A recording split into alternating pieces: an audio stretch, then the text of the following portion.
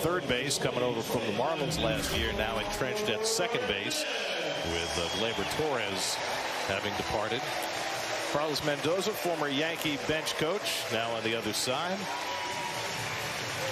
And Ryan Stanek getting a start as the opener. He came over last year in a trade and threw the ball well for the Mets. And listening to Mendoza talk about him, he's one of the guys they trust in the bullpen to be able to get 4+ outs. So I'm not sure he's going to do that today, but he'll open and see if he can finish his spring camp heading into the season strong and good health as well. And take a look at the Mets defense presented by your Tri-State Cadillac dealers. Juan Soto back in right field on the menu, and get a chance for me, first time to see Jose Siri live in center field. I'd like to see him go get a ball or two, and selfishly I'd like to see Brett Brady get a pivot at second base, get that under his belt and head on to Texas. This will be the most days lineup for the Mets early in the season. Probably not an opening day. Probably see Luis Angel Acuna with the Astros starting a lefty, Framber Valdez, and probably Jesse Winker will not be in the lineup as the DH. But other than that, this is what the Mets are going to be running with, at least until Jeff McNeil and Francisco Alvarez are able to get back to full health. Yes, this feels like the varsity team, and Francisco and Pete, Brandon, Nemo, Vientos all in there again after yesterday. But the Mets don't play an exhibition game after this. I thought it was a little unique to not have a game the next 2 days. Yeah, the Yankees will go to Miami and play a game against the Marlins tomorrow before they open their series at home on Thursday. Ben Rice leads off, the Dartmouth product. Had 152 at-bats in his rookie year last year, hit just 171. But he's had a great spring. He's hit 5 home runs. He's got an 880 OPS, and they are counting on Rice to be a most days starter at DH with the acquisition of Paul Goldschmidt to play first base. Funny thing about Rice's season last year, he had 7 home runs, 3 of them in one game. It came in September against the Red Sox, or in July, I should say, against the Red Sox. Stanek ahead 0-2, tries to blow a fastball by him. Ball and 2 strikes on Rice with Jason Dominguez on deck. The Yankees, of course, are hamstrung by injuries to starting pitchers more than anything, but also Giancarlo Stanton out for the long term with 2 elbow injuries, and DJ LeMahieu down as well. And that makes them a substantially left-hand hitting team, absent Aaron Judge. But you think about left-hand hitting teams, you want those at Yankee Stadium. Yes, and I think that they've been searching for left-handed pitching, which is partly why they went after Cody Bellinger, just to find out that they're a little bit more right-handed. They're more left-handed and in need of right-handed pitching or hitting. I mean, they certainly have right-handed bats. Goldschmidt, Chisholm, Volpe.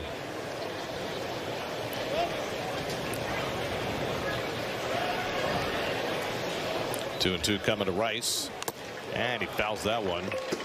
Good splitter by Stanek. Stanek, when he first came to the Mets, struggled. He had been dealing with some back issues in his final days before he was traded from Tampa Bay.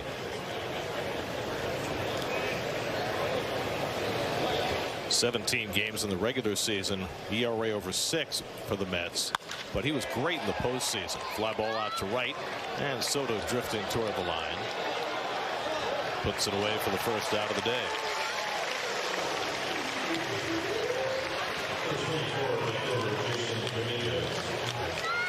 I mentioned Gleyber Torres moving on to Detroit.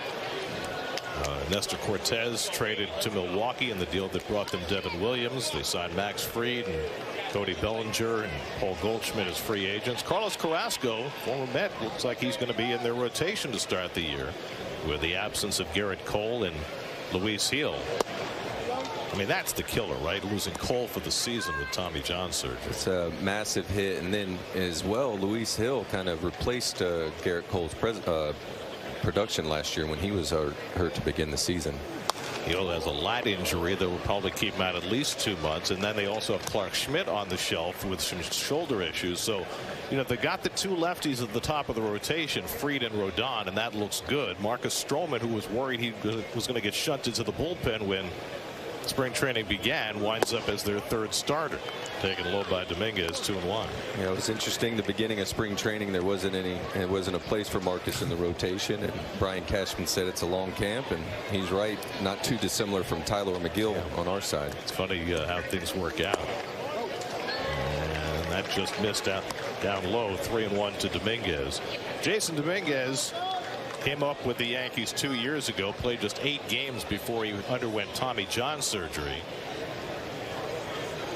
Came back last year and did not impress particularly in his 56 at-bats. He draws a walk here, but he also has had a really good spring, and they're counting on Dominguez to be an everyday player in left field.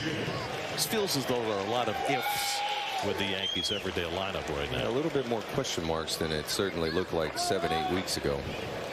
So now Jazz Chisholm, who was so much better after going from Miami to the Yankees. It's a bright lights kind of guy. And checks his swing on the splitter, and he held it in time. Ball 1. Chisholm last year, before the trade, had a 730 OPS with the Marlins. With the Yankees, 825. So he really picked it up. Wound up hitting 24 home runs and stealing 40 bases last year.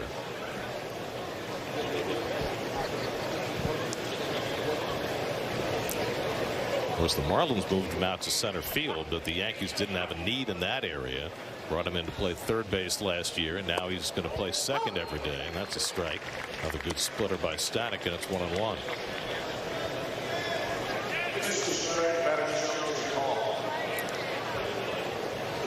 Now, Chisholm challenges the call. Call's confirmed. I thought they could have called a swing, as well as the fact that it was in the strike zone. It looked like a strike for sure in real time, and then the check swing might have got him as well. And then Chisholm loses the challenge, so the last day will be working with the challenge system until next year. Taken outside, 2-1. The Jazz really seemed like he filled a need for him at third base, but they sounded like they were excited to get him to second base this year. A little more reps there. I think that he's able to use his athleticism a little more at second base. And, you know, Gleyber Torres had such an up and down career with the Yankees. I think both parties were probably ready to move on. It felt that way. And Gleyber swung the bat well. I think that defensively he wasn't quite as sharp last season as he may have been in the past. Stanek behind 3-1. And that catches the inside corner at 96, a full count. For Ryan, it's just his 5th appearance of the spring. He has yet to give up a hit in spring training play, just 4 innings of work, but he's now walked 4 batters, and that's obviously something he needs to clean up. And he walks Chisholm, and now they're 2 men on.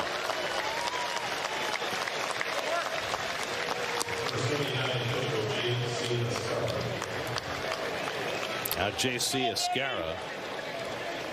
Escarra is quite a story. 29 years old, and he's going to get his first crack at playing in the big leagues. Drafted by Baltimore in 17. Wound up in independent ball in 22 and 23. Played for the Kansas City Monarchs in the American Association. That's awesome. Go play in independent ball. Keep playing. And then to be rewarded. Going to be able to make his first opening day roster, get to the big leagues. He was a Gastonia Honey Hunter.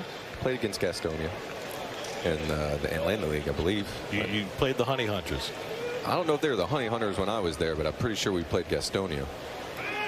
Oh. Runners start to go. Throw behind at first, and Alonso had not moved in to cover the bag. Chisholm saw Dominguez take a few steps toward third, so he was going to be hung out to dry had Alonso closed some ground.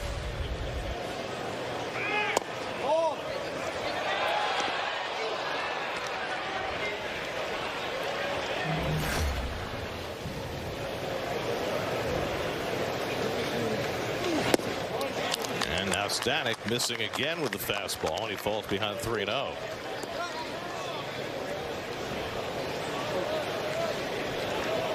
Everson Pereira, DH today, waiting on deck.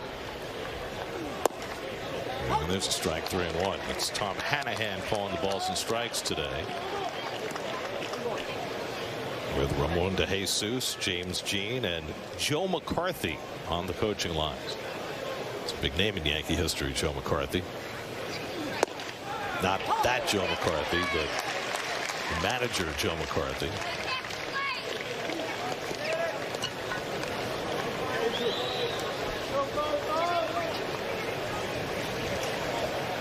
Third straight 3-ball count for Stanek. He walked the first 2. Yeah, that's driven to center field, but Siri's right there, and he makes the grab. Dominguez will hold at second base as Siri throws it on one hop to third base. 2 out.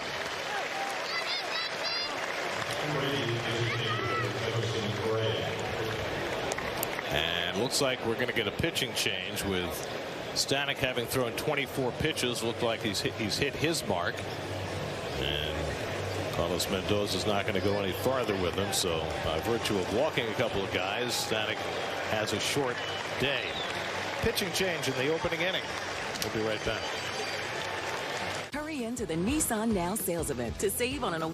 A real meal deserves a real dessert, like the DQ $7 meal deal with your choice of all this for just $7. Because a full-size meal without that satisfying sweet treat, that's like chicken strips with no dip, like a burger with no bun, like a sundae with no drizzle.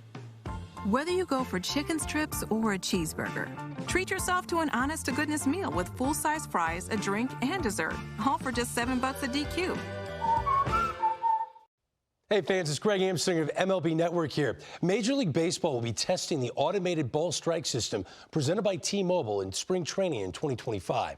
ABS uses pitch tracking technology to compare the location of each pitch to the strike zone and has been tested in AAA since 2022. Here's how the system works. The home plate umpire continues to call balls and strikes like normal, but if the batter, pitcher, or catcher disagrees with the umpire's call, they have the ability to appeal the call to the ABS system.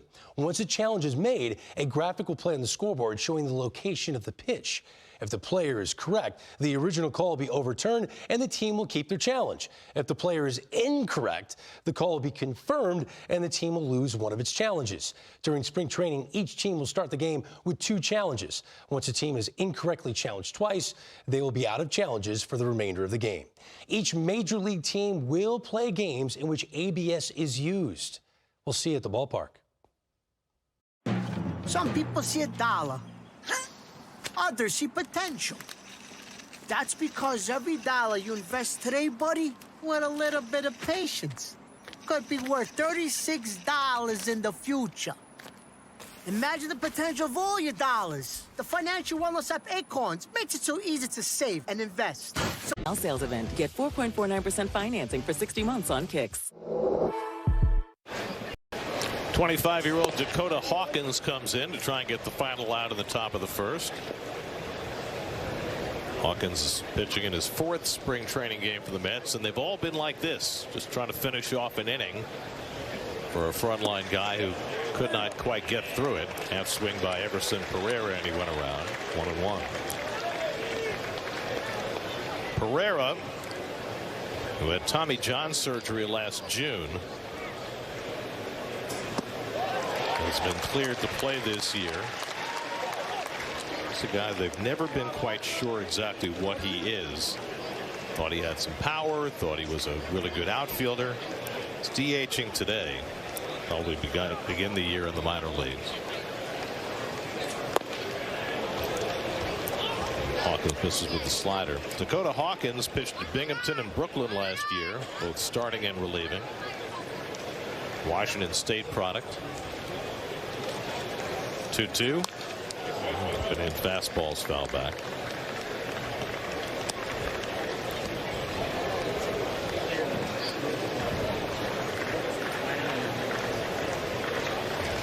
Marcus Stroman just waiting his turn. It's a long top of the first when you have a pitching change. Swing and a miss. Good slider by Hawkins to strike out Pereira and end the top of the first. A real meal deserves a real dessert, like the DQ $7 meal deal with your choice of all this for just $7. Because a full-size meal without that satisfying sweet treat, that's like chicken strips with no dip, like a burger with no bun, like a sundae with no drizzle.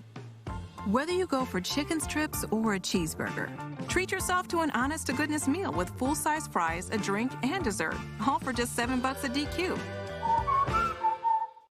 Hey fans, it's Greg Amsinger of MLB Network here. Major League Baseball will be testing the automated ball strike system presented by T-Mobile in spring training in 2025. ABS uses pitch tracking technology to compare the location of each pitch to the strike zone and has been tested in AAA since 2022. Here's how the system works. The home plate umpire continues to call balls and strikes like normal, but if the batter, pitcher, or catcher disagrees with the umpire's call, they have the ability to appeal the call to the ABS system. Once a challenge is made, a graphic will play on the scoreboard showing the location of the pitch.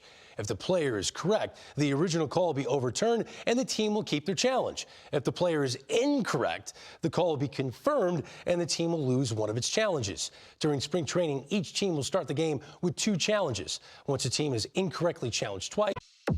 But we do now. So get any medium 2-topping Parmesan stuffed crust pizza for $10.99 when you and match. Mets starting lineup brought to you by your local Honda dealers. The A-team is in there today. This will be the Mets lineup against most right-handers going into the season, with Lindor, Soto, Alonso, and Nimmo forming the top 4. And Marcus Stroman will take his last turn in spring training before he settles into the 3 spot for the Yankees this year. And good chance to get a look at Jason Dominguez in left field, as they're hoping he can take over that position and run with it this year, coming off of his Tommy John surgery. That's Ismael Munguia in center field. That's Munguia. Francisco Lindor leads off. Francisco has not put up many numbers this spring, but he has swung the bat much better the last couple of days. Had a single and a double yesterday, so he looks like he's just about ready for opening day. And Stroman gets sinker in for a strike, and it's 1-1. Selfishly, as a position player, leaving camp swinging the bat well is the way I like to do it. Ooh, smacked in the air to deep right center. Reyes goes back in the gap, and over comes Munguia to make the catch. So Ismael Munguia showing off some wheels, covered a lot of ground to get to that ball for a long first out. Yeah, get a fast bat. Francisco gets a fastball here and really drives it into the gap. A wonderful play by Munguia to track it down. I thought it was extra bases off the bat, but wonderful spring training as Juanito Soto stands in there.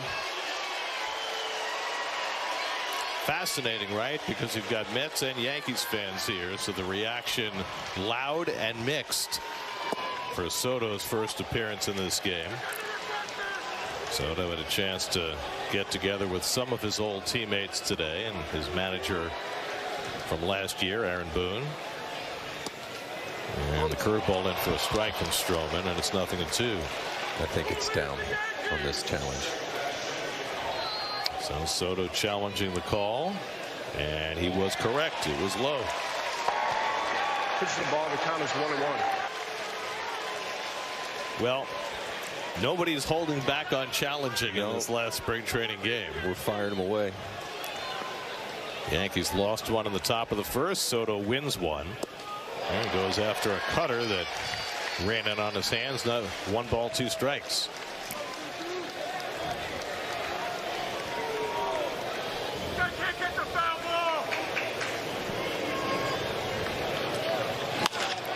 Drills that one foul down the right side. This is fascinating. You've got such a finesse pitcher in Stroman, who has little wrinkles with cutters and sinkers, and yeah, he wants you to swing at marginal pitches and bad balls down in there. And he held the swing on a slider down. 2 balls, 2 strikes. Juan and Marcus are having a good time dancing with each other out there. It's fun. This is a fun matchup. Stroman's a showman, you know that, from his days with the Mets.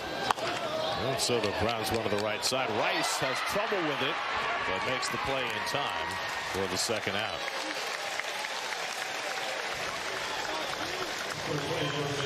Soto able to leave that at bat with a smile on his face.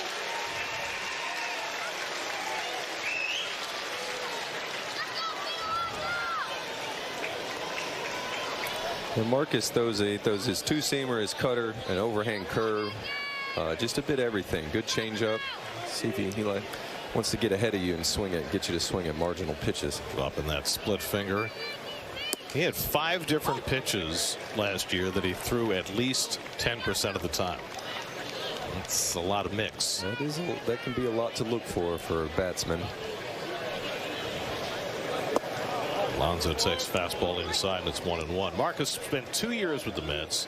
Came to them in 2019 in a trade from Toronto, and then had a really good year for the Mets in 2021. Slider off the plate, and it's 2-1. He opted out in the 2020 season and then moved on to the Cubs for 2 years before landing with the Yankees. The chase on the slider, and it's 2-2. And now with the injuries to the Yankees, his durability is going to be huge for them. He threw 155 innings last year, 29 starts. Didn't have his best year, 4.31 ERA. That was his highest since 2018. Fastball away 3-2, but your point is well taken, especially without Cole to eat up as many innings as you were expecting from him. Stroman's going to have to get deep into games. Breaking ball outside, ball 4. Good take there by Alonso on a 3-2 breaking ball, and the Mets have their first base runner. Very good at bat from Pete to take that 3-2 curve you said, and even the fastball before it was a close pitch. Talking with the Yankee people before the game, they're confident that they'll get good starting pitching, and they just got some depth today. They signed Ryan Yarborough, who had been let go by Tampa Bay.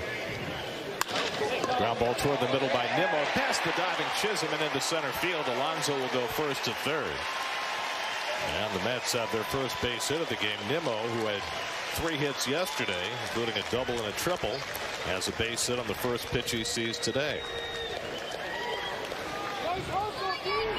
Brandon gets a fastball out over the plate, barrels it hard, a little lower than he wants, as Jazz Chisholm gets a piece of this, but Pete wisely sees that the ball gets some of the steam taken off of it, goes first to third, and even though Mark Vientos is a right-hander, he's got that hole open should he want to use it at some point in this at bat.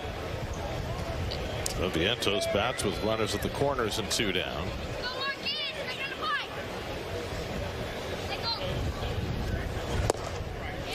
Stroman, it's that cutter on the outside corner, 0-1. So anyway, the Yankees feel as though they'll get decent starting pitching. The question is whether they'll get length out of their starters, and that's going to put a lot of pressure on a bullpen that has 2 great pieces at the end with the acquisition of Devin Williams and Luke Weaver, who had a tremendous finish as their closer last year. But getting to that point, working those 5th, 6th, 7th innings when your starter doesn't get deep into games, that's where the question marks are. The challenge for them getting there, and it's a little bit of a challenge in a lot of teams right now, trying to find a way to bridge the gap between the starter and the back end of your bullpen. I mean, they've got Mark Leiter Jr., who when he's right is devastating with his splitter. They've got Fernando Cruz, who can throw the ball through a wall but gives up a lot of home runs. So those middle innings are going to be iffy. Good slider by Stroman to strike out Vientos and get himself through the opening inning.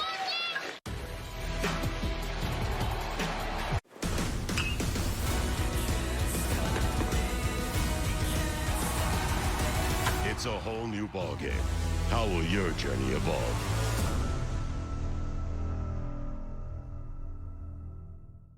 A real meal deserves a real dessert, like the DQ $7 meal deal.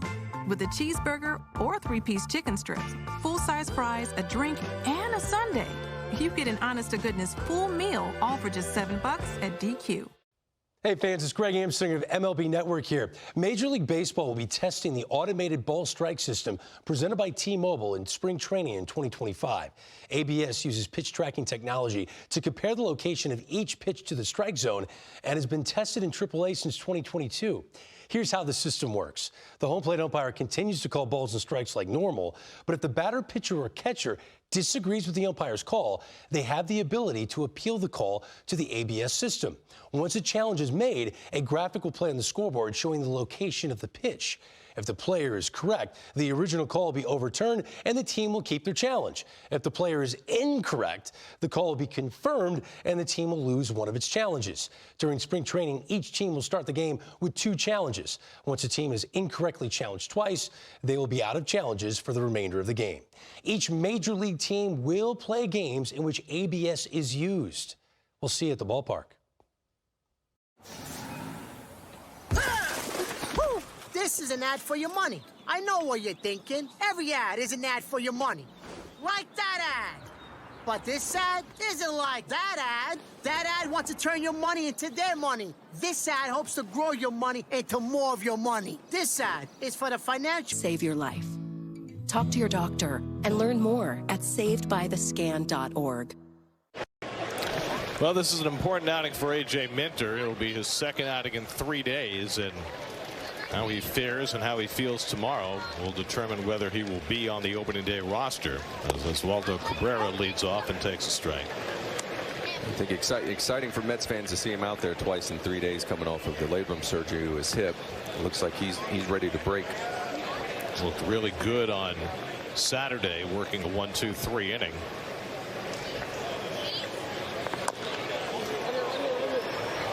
Cabrera fouls one off his foot.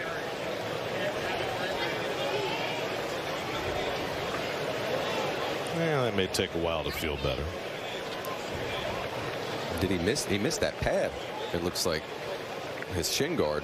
It's a big shin guard too, as shin guards go. But you know, you can't cover your whole leg.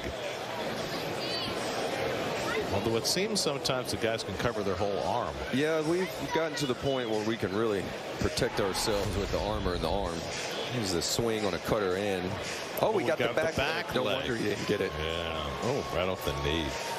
That A.J. Minter's cutter is not to be messed with. It is a good pitch. He's difficult on lefties and as well on righties when he can run that thing. It just keeps bearing in on you.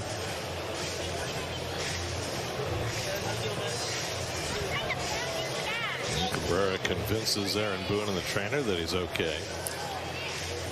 With DJ LeMahieu on the sidelines, looks like Cabrera and Peraza, Osvaldo and Oswald will share the third base duties, at least for the time being. But like everybody else, and we talked about it yesterday with David Stearns, from a Mets perspective, the Yankees will be keeping their eye on the waiver wires the next couple of days. There's a good low and in cutter by Minter to blow away Cabrera for the first out. Yeah, as Gary alluded to, another cutter down and in a little further down with a count in his favor 0-2 to get first out of the inning with a strikeout. We had AJ on the air after his outing on Saturday, and he was cautiously optimistic. But this is a huge outing for him. And gets a half swing on the cutter to Pablo Reyes. And he gets a swinging strike, 0-1. Pablo Reyes spent some time with the Mets last year. He got into one game as a pinch runner and scored a run. Now, does that qualify him for Moonlight Graham status? Moonlight Graham. Since he didn't get an at-bat, but he did score a run. I feel like I'd give him a little bit ahead of Moonlight Graham since you got to touch home plate. I mean, Moonlight played in the field but didn't get an at-bat. There's a fly ball out to right, pretty well hit. Soto back, takes a look, and it's out of here. An opposite field home run for Pablo Reyes, who does much more than just score a run. Scores himself. Reyes' second home run of the spring, and it's 1-0 Yankees. No more Moonlight Graham. Not anymore. After that swing, as AJ gave him a fastball in the middle out over the plate, and Pablo stays on it to the opposite field. That was a real good hit because it doesn't look as if the wind is really helping it that much. Looking at the flags to right field, and, slides it out of here. Now Ismael Munguia takes up and in for ball one.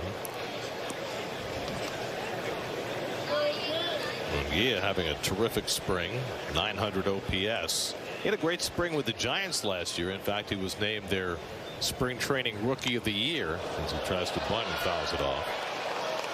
But then he went to to the minors last year and had a pretty good season. 805 OPS. 26-year-old from Nicaragua. Not a lot of position players from Nicaragua. No. Thinking David Green back in the day. Was Marvin Bernard from Nicaragua? Is that possible? Haven't been many. Of course, the most famous product of Nicaragua was the great Dennis Martinez, who won 245 big league games. A good cutter that Munguia does a good job fouling off. Yeah, he got a good piece of it. Looked like he had a good piece of Terrens behind the plate as well. Mr. Renz took a beating yesterday. Yes, he did. Don't know how many innings he's going to catch today, but he'll be in that lineup on opening day Thursday. Nice fastball fouled back.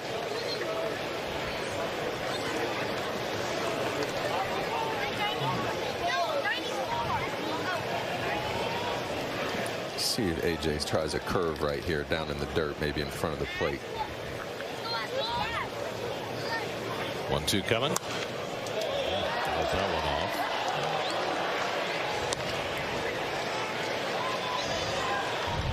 There is El Presidente for a perfect game against the Dodgers. As the great Dave Van Horn called it, El Presidente El Perfecto.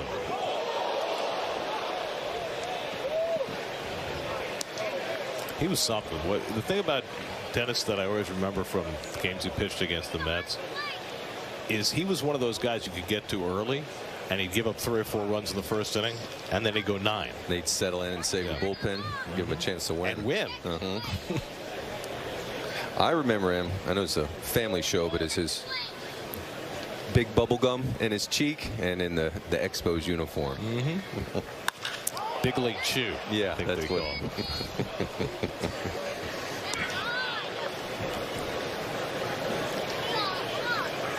Some long at bats early in this game. This will be the 9th pitch coming from Minter to Munguia.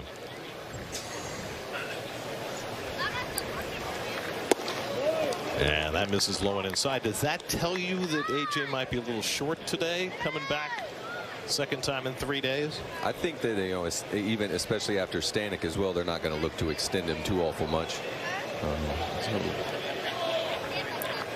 I'm just thinking about how, if you're evaluating his availability to be on the opening day roster, how do you look at this outing compared to the dominant outing he had on Saturday? And do you say this 2 out of 3, he's pitching well enough the second day to justify that, or is he a little short? So really long at bat. I look at this one more as how he would say he feels and just his ability to work twice in 3 days. Like, you'd like to see him get a strikeout here, get an out, finish the inning quickly. But if not, with as good as his outing was the other day, I think just the ability to get up is enough for me. This will be the 12th pitch of the at bat to Munguia, and he goes down swinging. So Munguia gave it quite the run, but Minter's got his second strikeout, and they're 2 away. And of course, it's going to come down to how he feels tomorrow. Yes, and that's the biggest question, is how he bounces back. I was talking with AJ the other day. He said that hip had been bothering him for 3 or 4 years, and that he had been pitching through it. Finally had the surgery last year, which cut his season short. He was only in 39 games with the Braves. Well, testament to him, but at the same time, to be able to pitch like that banged up is again quite a testament. But you want to make sure you get it right so you don't hurt anything else. Oswald Peraza pops one up in foul ground. Alonso coming quickly. He'll get there, and he puts it away to retire the side. Pablo Reyes' home run makes it 1-0 Yankees. My wife and I were traveling. My chest. A real meal deserves a real dessert, like the DQ $7 meal deal with your choice of all this for just $7. Because a full-size meal without that satisfying sweet treat, that's like chicken strips with no dip, like a burger with no bun, like a sundae with no drizzle. Whether you go for chicken strips or a cheeseburger, treat yourself to an honest-to-goodness meal with full-size fries, a drink, and dessert, all for just $7 at DQ. Hey fans, it's Greg Amsinger of MLB Network here. Major League Baseball will be testing the automated ball strike system presented by T-Mobile in spring training in 2025. ABS uses pitch tracking technology to compare the location of each pitch to the strike zone and has been tested in AAA since 2022. Here's how the system works. The home plate umpire continues to call balls and strikes like normal, but if the batter, pitcher, or catcher disagrees with the umpire's call, they have the ability to appeal the call to the ABS system. Once a challenge is made, a graphic will play on the scoreboard showing the location of the pitch. If the player is correct, the original call will be overturned and the team will keep their challenge. If the player is incorrect, the call will be confirmed and the team will lose one of its challenges. During spring training, each team will start the game with 2 challenges. Once a team is incorrectly challenged twice, they will be out of challenges for the remainder of the game. Each major league team will play games in which ABS is used. We'll see you at the ballpark. Some people see $1. Others see potential. That's because every dollar you invest today, buddy, with a little bit of patience, could be worth $36 in the future. Imagine the potential of all your dollars. The financial wellness app Acorns makes it so easy to save and invest. True to yourself. Stony Brook University. Dare to be. Jesse Winker leads off the home second inning for the Mets against Marcus Stroman, who worked around a couple of base runners in the first inning. Winker takes fastball high for ball 1. It'll be Winker, then Luis Torrens and Brett Beatty for the Mets in the second.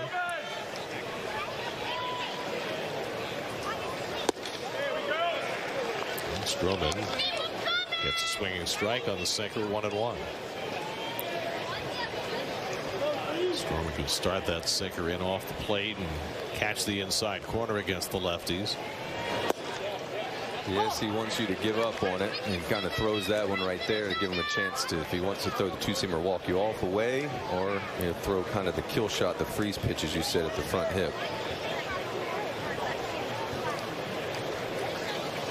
And Winker goes down swinging on a splitter. Second strikeout for Stroman, 1 down in the second. 3 days until opening day, presented by PNC Bank. Mets will fly to Houston this evening. Get a chance to get settled in. They'll have a workout at the newly renamed Daikin Park on Wednesday. And then 3:10 Central Time, 4:10 Eastern Time, Thursday afternoon. It all begins, or as they used to say, and maybe they still say it, the bell rings. Ding, ding. I'll be in Texas with my oldest son, but we're going to the Rangers-Red Sox opening day to celebrate my son's birthday. That's pretty cool. Yeah, we made it to Philly last year to watch Strider and Wheeler hook up. Philly and Atlanta. Who's going opening day for the Rangers? Is Jake getting the start or no? You know what? I haven't looked now. I haven't checked the matchups yet. You caught me. Luis Torrens down 0-2 and takes the cutter for strike 3. So Stroman with 3 straight strikeouts. Marcus gets this cutter out over the plate. More edge than anything. Nicely framed by Escara. Yeah, very good. It's like Nate Eovaldi will go opening day against Garrett Crochet in the game you'll be at. Tasty. I remember facing Nate. That makes me feel young, or him old. You can pick. He's been around for a while. He was with the Marlins when you faced him, right? He hooked up in the Marlins, and then he was with the Yankees for a bit, where I think he started learning his splitter, if I'm not mistaken, and that has been a pitch for him that has really done wonders for him. Well, he was great with the Red Sox and now with Texas. And Crochet is he's fabulous. The question is, how many innings can he throw? I mean, last year when we saw him with the White Sox, he was great, but then they pulled him after 4 innings. I think he gave up no runs, 1 hit. And I don't know whether the Red Sox can have more of a leash on him this year. Well, then you end up in the situation you were talking about earlier. Like, what do you do with innings 5 through 7? You gotta for the White Sox, it hardly mattered. Well, once Crochet left the game, so did everybody else. Yeah, they get their teeth kicked in innings 5 through 7. I mean, 121 losses. That is a hard season to go through as a player. Yeah, 41 wins. Oh. I mean, they had a better winning percentage than the 62 Mets, but more losses. 0-2 coming to Beatty. And Brett hits one well to right center field. Back in the gap goes Munguia near the wall, and it's out of here. Brett Beatty with his 4th home run of the spring.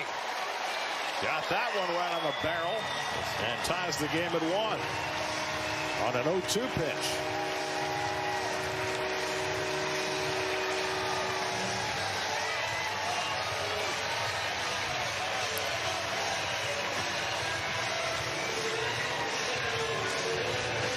Like a splitter there. Yeah, it sure did look like a splitter that was down a little bit that Brett, more up than I thought, but he stays in that a long time, stays in the hit and takes on about the biggest carry on the field. That was pretty deep right center field on the 0-2 splitter.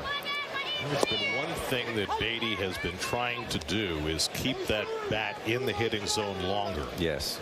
Well, then it gives you the opportunity to possibly, get them to the pull side. But if they happen to beat you and get you deep in the zone, you can still shoot it the other way. That's lined into center field, a base hit for Jose Siri. And perhaps remember back to like Francisco Lindor's double yesterday down the left field line. Like if you get your bat in the zone early, you can beat them pull side or the other way.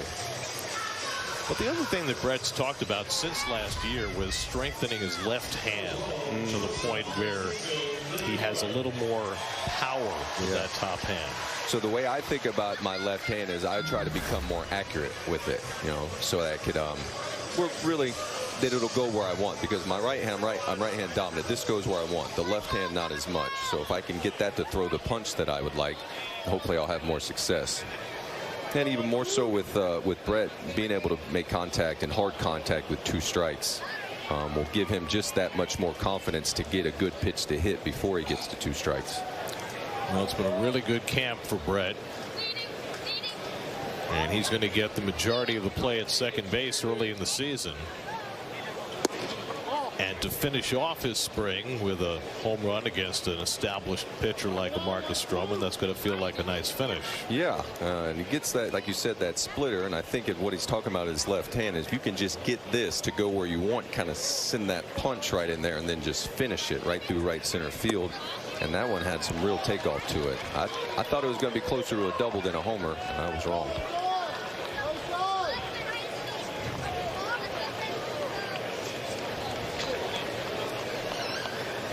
2-0 to Lindor, who hit one long to right center that Munguia ran down in the first inning.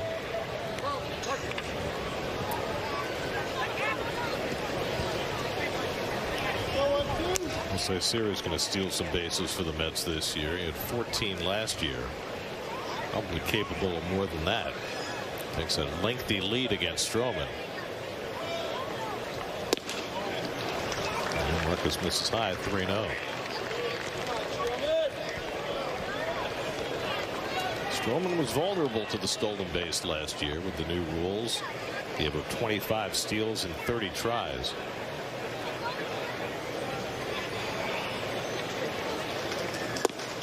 Fastball strike, 3-1 to Lindor. Juan Soto, who got a vociferous mixed reaction his first time up, would be next. And Lindor pops one into shallow center field. And Munguia right there to grab it. That retires the side. But Beatty's home run ties the game 1-1 after 2. And he smacks it to deep. A real meal deserves a real dessert, like the DQ $7 meal deal. With a cheeseburger or 3-piece chicken strips, full-size fries, a drink, and a sundae. You get an honest-to-goodness full meal, all for just $7 at DQ. Hey fans, it's Greg Amsinger of MLB Network here. Major League Baseball will be testing the automated ball strike system presented by T-Mobile in spring training in 2025. ABS uses pitch tracking technology to compare the location of each pitch to the strike zone and has been tested in AAA since 2022. Here's how the system works. The home plate umpire continues to call balls and strikes like normal, but if the batter, pitcher, or catcher disagrees with the umpire's call, they have the ability to appeal the call to the ABS system. Once a challenge is made, a graphic will play on the scoreboard showing the location of the pitch. If the player is correct, the original call will be overturned and the team will keep their challenge. If the player is incorrect, the call will be confirmed and the team will lose one of its challenges. During spring training, each team will start the game with 2 challenges. Once a team is incorrectly challenged twice, they will be out of challenges for the remainder of the game. Each major league team will play games in which ABS is used. We'll see you at the ballpark. This is an ad for your money. I know what you're thinking. Every ad is an ad for your money. Like that ad. But this ad isn't like that ad. That ad wants to turn your money into their money. This ad hopes to grow your money into more of your money. This ad is for the financial wellness app. Catch a sober ride. Buzz driving is drunk driving. There's only one place to stream SNY Mets games, the MLB app. All the amazing action with enhanced user experience. Scan the code to download the MLB app today. Danny Young will pitch the 3rd inning for New York, already the Mets' 4th pitcher of the game. He'll get a chance to see 3 out of 4 left-handed batters this inning, which works out pretty well. I think the Yankees are going to see a lot of lefty relievers once they get past Judge in the batting order. Ben Rice flied out to right his first time up. Well, A.J. Minter threw 20 pitches in his inning of work. Gave up the home run to Pablo Reyes. Struck out a pair. We'll see how he feels and how the Mets feel about the outing and whether that will give him availability for opening day. If not, that might leave Danny Young as the only left-hander in that bullpen. Certainly Minter figures to be a late inning guy in front of Edwin Diaz if he's ready. Slider misses to Rice and it's 2-1. Danny Young last year had a lot of success against lefties, not as much against righties. And he's really worked on giving himself a little bit better chance against the right-handers by adding a cutter this year. Last year the lefties had a .527 OPS against him, the righties .738. I like to think that him and A.J. Minter will have some good conversations down in the bullpen about cutters if Danny's looking to work on his, because as we saw against right-handed pitching, A.J. can bury that cutter down and in on him. I mean, against the lefties, all he really needs is his sinker and his slider, because his sinker really moves. Slider fouled off. Danny wound up getting into 42 games with the Mets last year. And what was impressive is that he wound up striking out 48 in 38 innings, which, you know, for a guy who doesn't throw particularly hard, that's impressive. And he goes away with a slider to strike out Rice, and that's the first out in the 3rd. So difficult for left-handed hitters when he can run that 2-seamer in on your hands, but then also start it in the same spot and just throw that slider that walks right off the plate. Try to get something up, but even then, I swung in enough 2-seamers at my chest to know that it's difficult. Here's Jason Dominguez, who drew a walk his first time up. Dominguez, when he signed as a 16-year-old with the Yankees, got a $5.1 million bonus. That is a big-time international signing, and so he's been on the radar of just about everybody in baseball for a long time. Yeah, getting a team's entire bonus pool internationally will make you famous early. But he's had to work through Tommy John surgery, and then when he came back last year, he had to get through an oblique injury. Here's that cutter from Young, and he gets ahead 1-2. And a lot of opportunities that Dominguez will get as well with you know, that prospect status and the investment that the Yankees have made in him. Well, they need badly for him to be what he's supposed to be. That one gets away from Torrens as that slider cut a little bit too much inside, and Dominguez reaches on the strikeout. I don't know if they're going to call that pass ball or wild pitch. Looks like a pitch that Torrens probably should have handled. I think he would say he should have handled it, even if they call it a wild pitch, but looked like a pass ball.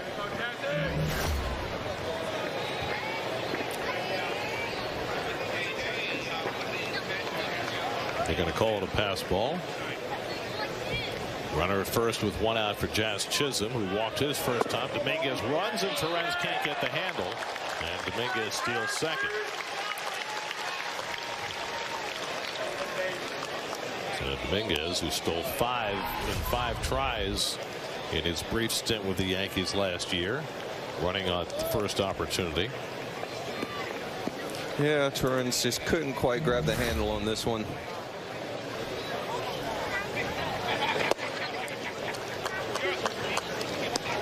2-0 to Chisholm.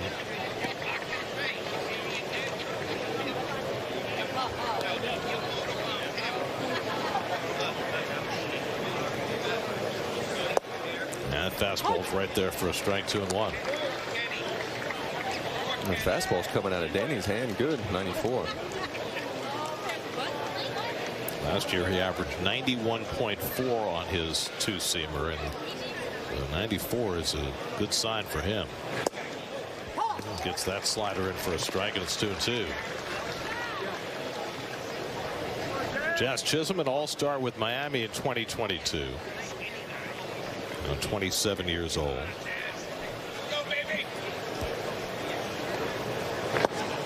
And that one pops out of Torrens' mitt. It hasn't been the easiest inning for Luis.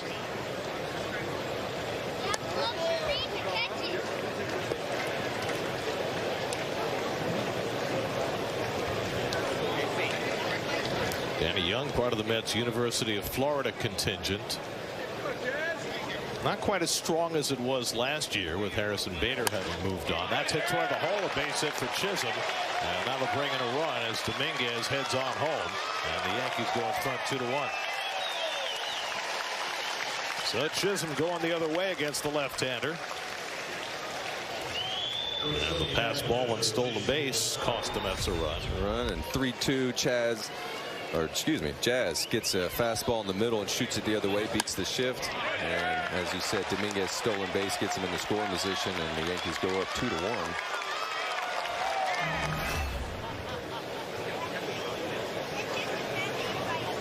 So Chisholm at first. And now J.C. Escarra, the batter. That goes to the backstop. That'll be a wild pitch. So it's been an uneven inning for the battery of Young and Torrens. Had a little trouble securing this. There's one of those two-seamers that he runs inside that looked like Torrens was set up on the other side of the plate, so he couldn't quite reach across and make it his. And fastball nicks the outside corner, 1-1. We mentioned Escarra and his start and stop path to the big leagues. And the Mets have their own story this spring. Backup catcher Hayden Senger, who stocking shelves at Whole Foods. Escarra had some off-season jobs too to support himself during his independent league days. Worked as an Uber driver and as a substitute teacher. You know, there was a day when big league players had jobs in the offseason. 2-2 to Escarra. You mean getting ready for the next season, Gary, is not quite a 9-to-5 in the modern game? Back when the minimum salary was $6,000 a year. A little different. You had to feed the family. Might be working for UPS or at the corner drugstore. Escarra goes down swinging on the slider, and so Young with a couple of strikeouts, now 3 strikeouts in the inning, and he has a chance for the rare 4 strikeout inning. Yeah, slider away to JC. Really good pitch by Danny to put him away. Back in the 90s, the Mets had a pitcher named Derek Wallace who had a 4 strikeout inning. The golden sombrero inning for the pitcher. Elusive. Can't remember if they've had any others. I think Mike Stanton might have had a 4 strikeout inning for the Mets. Does he do Houston? Does he do radio or anything broadcast for? I've heard him Astros? like on MLB radio. Okay. I know Mike's involved in broadcasting. I'm not sure if he's doing any, play-by-play or color stints.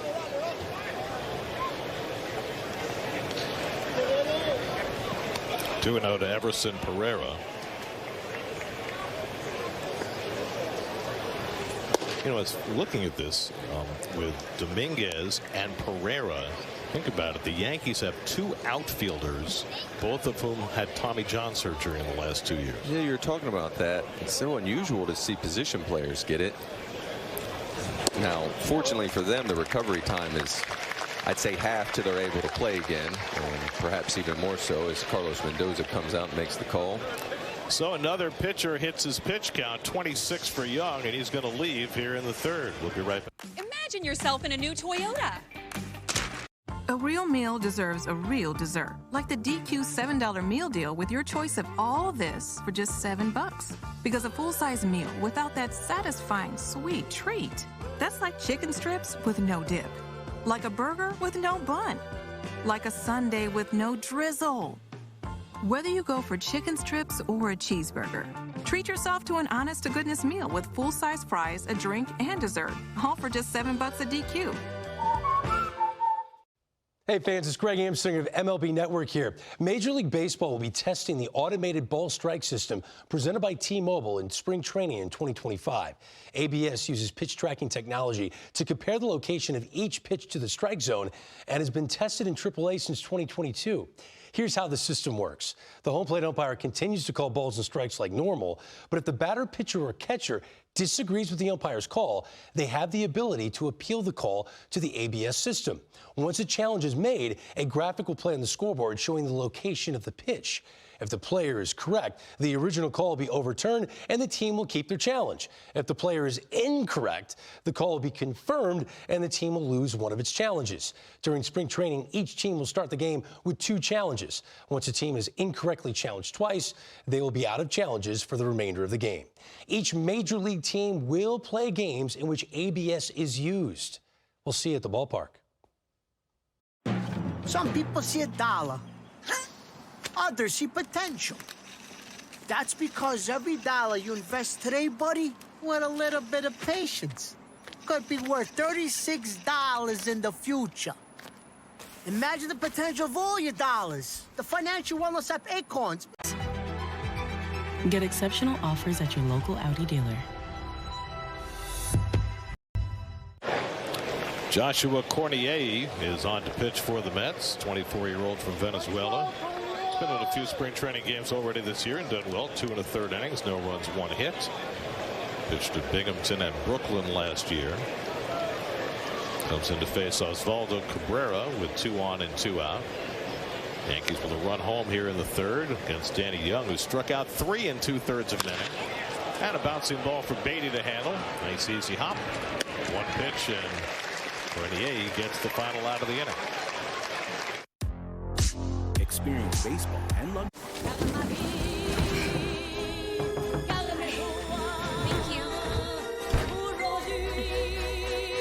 Hey, what do you do here? Get a gig that's built to last. TurboTax Free Edition. 37% of filers qualify. Simple Form 1040 returns only. See if you qualify at turbotax.com/free. I can file for free. Now this is taxes. File for free with TurboTax Free Edition. DQ is celebrating 85 years. So we're giving you an 85-cent Blizzard treat in the DQ app. Now for a limited time. Hurry and get your small Blizzard treat for just 85 cents with a $1 purchase in the DQ app.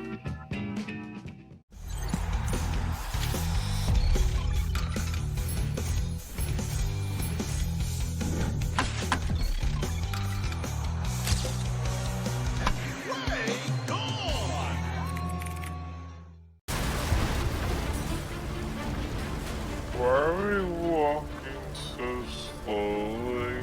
It makes this scene feel more cinematic. I get that. It's just maybe not the best time to walk in slow motion. It's the only time to... Anything with the fastest wireless speeds from Spectrum. Juan Soto will take his second at bat as we go to the bottom of the third.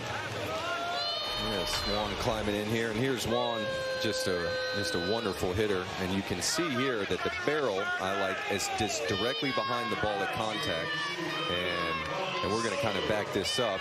And as you can see with Juan's swing, the barrel here will begin to flatten, and he's trying to get it behind the ball. And as we go a little bit further, it'll continue to flatten. Then he just turns into the hit, squares it up, and you can really think about his hands, this being a punch. You know what I mean? A two-fisted punch. And there he is, Juan, turning into the ball, into the hit, and he almost always gets good balls to hit. Got his punch. You can see his back leg and his body really move down into the baseball. I think that helps him get his mass into the hit, which is why he can hit the ball out to any part of the ballpark. Big, wide finish. And so that's what the OPS plus 180 last year. He's starting to get into Ted Williams territory. Even though he is human sometimes, he just misses one to left field. Dominguez catches his fly ball. So what distinguishes what you see with Soto from an average hitter? Like me? So the thing is that what Juan does is like you were talking about earlier, if you can get the bat in the zone and behind the ball, and so you get it behind the ball. So we saw him squared up at contact, but the earlier you can do it, almost like shallowing the golf club behind you. Is it? Deep fly ball by Alonso, and that's going to sail out of here. So Pete goes the other way. Well, that must give Devin Williams sitting in the Yankee bullpen flashback memories. I was wondering if they might hook up today when I saw that Devin was going to pitch. So Alonso hits his second home run of the spring, just as he did against Williams in Milwaukee in October, going the other way to tie the game at 2.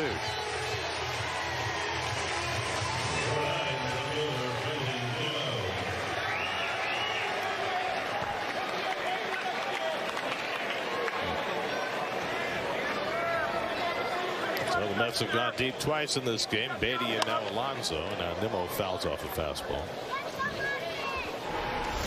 And here comes Pete's swing, and you can see the barrel as well wanting to flatten behind him. But there he is at contact. Big punch from the polar bear, and nobody can take on the big carrier, hit it the other way like Pete, as we saw right here and also last year in the postseason off Devin Williams to keep the Mets season alive. And the location of that pitch was almost exactly the same. I'm not sure if it was a sinker or a splitter that Marcus threw. I mean, Williams threw a changeup, which has tremendous arm side run, and the same for that pitch that Stroman threw. Yeah, same shape. You know, it's straight. It's also, you know, like you said, running. It just would, depending on whether or not. And I know I sound maybe old school. Yeah, there's Pete. And you can just see how big the bat looks in his hands. The ball is disappearing as the barrel is covering it. Right way to stay in the hit. You can see him as well really drive his body down and through the hit to get his mass into it. Interestingly, looking at StatCast, they're calling it a slider. That did not look like a slider. It didn't feel like the shape of a slider. I think you're spot on. Splitter. Anyway, in any case, it was interesting because I forgot which writer did it with Pete earlier this spring. Went through that Devin Williams at bat. I think it was Anthony DiComo on MLB.com as Vientos challenges that strike call. Anyway, they went through the Alonso Williams at bat pitch by pitch. And this is the first time we've had a delay in the ABS where we've had to really wait. So it looks like it's not working properly. And it was fascinating the way he was talking about making sure the ball was away, because everything that Williams throws, whether it's his fastball or it's his changeup, had that arm side run. Yeah. Wait for that ball away. And you can almost look up and away as well. And you kind of like Danny Young against a lefty. If he starts his two-seamer close to me, it's going to keep running in on me, and it's going to be a bad pitch to hit. But with Pete against Devin Williams and also Marcus, if you can get the ball starting up and out over the plate, and it's that two-seamer changeup, then you can really center it and get a good pitch to hit. Well, this is historic. I believe this is the first ABS breakdown that we've had in a game where there was a challenge and the system did not work, and so the challenge was negated. and they had to stay with the initial strike call. Yeah, I think Mark was right. I think it was the ball. We'll never know. Forever a strike now. Sinker misses, and it's 2-2 to Vientos, who struck out his first time up.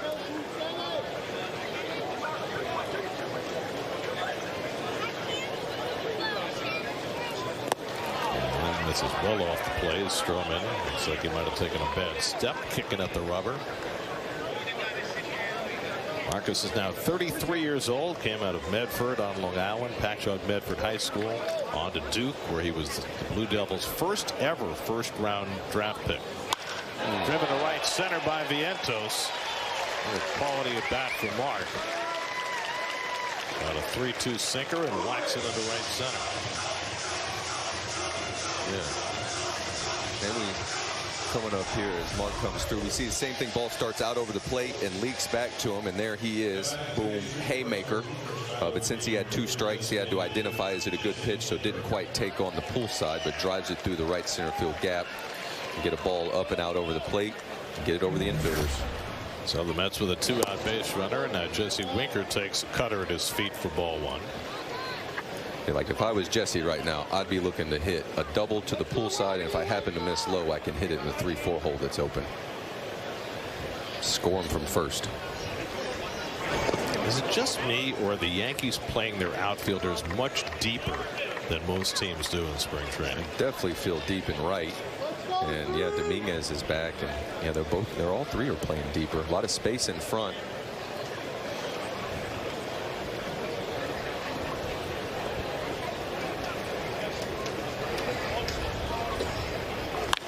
Saw something the other day. We did the game. The Mets played the Nationals on Saturday, and Brandon Nimmo hit one over James Wood's head in left field. And Davey Martinez said after the game, well, during spring training, I'm letting my outfielders play wherever they want. Okay. And then when the regular season begins, I'll move them to the appropriate spot. Yeah. Which I thought was interesting. You would think that you would want to get guys ready for the positioning with the cards and everything that they're going to use during the season. I do like the idea of letting them use their style and their eyeballs as well. You know, as having Tuffle as as our defensive coach, our infield coach, and he would do the positioning for the infielders. Like, the base starting position is always off the data, but then as the game goes on, you want to use your eyes and let the game tell you where you think you might want to stand. And the players in the field are always going to be 1 pitch ahead of the person in the dugout moving them, in my opinion. At least 1 pitch. Winker draws a walk, the second given up by Stroman. Well, it was interesting, though, because the next time Nimmo came up, Wood was playing about 15 feet further back. Well, they moved him now. Didn't like your style on that one. We're going to move you back. So the Mets have 2 out and 2 on, and Luis Torrens coming up. Stroman's thrown a lot of pitches, 56 already.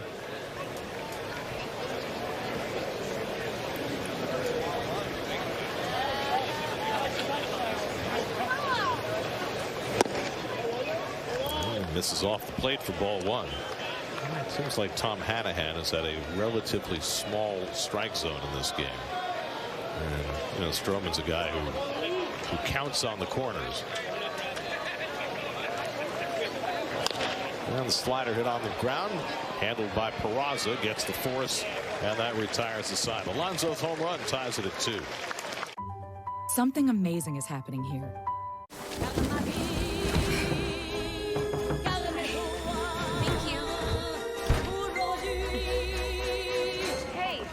What do you do here? Get a gig that's built to last.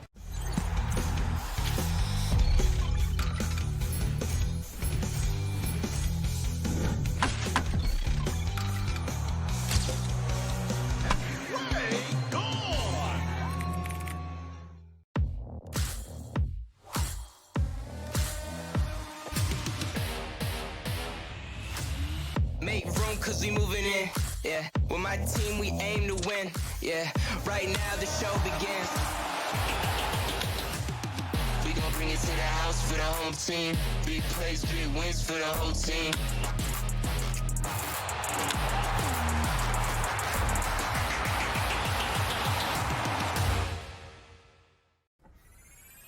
taxes was taxing. Now taxes is relaxing when you file for free. I can file for free? TurboTax Free Edition. 37% of filers qualify. Simple Form 1040 returns only. See if you qualify at turbotax.com/free. I can file for free. Now this is taxes. File for free with TurboTax Free Edition and get the most money back guaranteed. A real meal deserves a real dessert, like the DQ $7 meal deal with your choice of all this for just $7. Because a full-size meal without that satisfying sweet treat, that's like chicken strips with no dip, like a burger with no bun, like a sundae with no drizzle. Whether you go...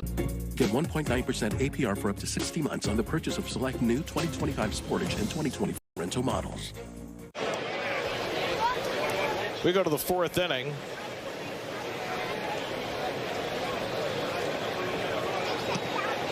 Mets and Yankees tied 2-2. And Pablo Reyes, who homered for the first Yankee run, leads off.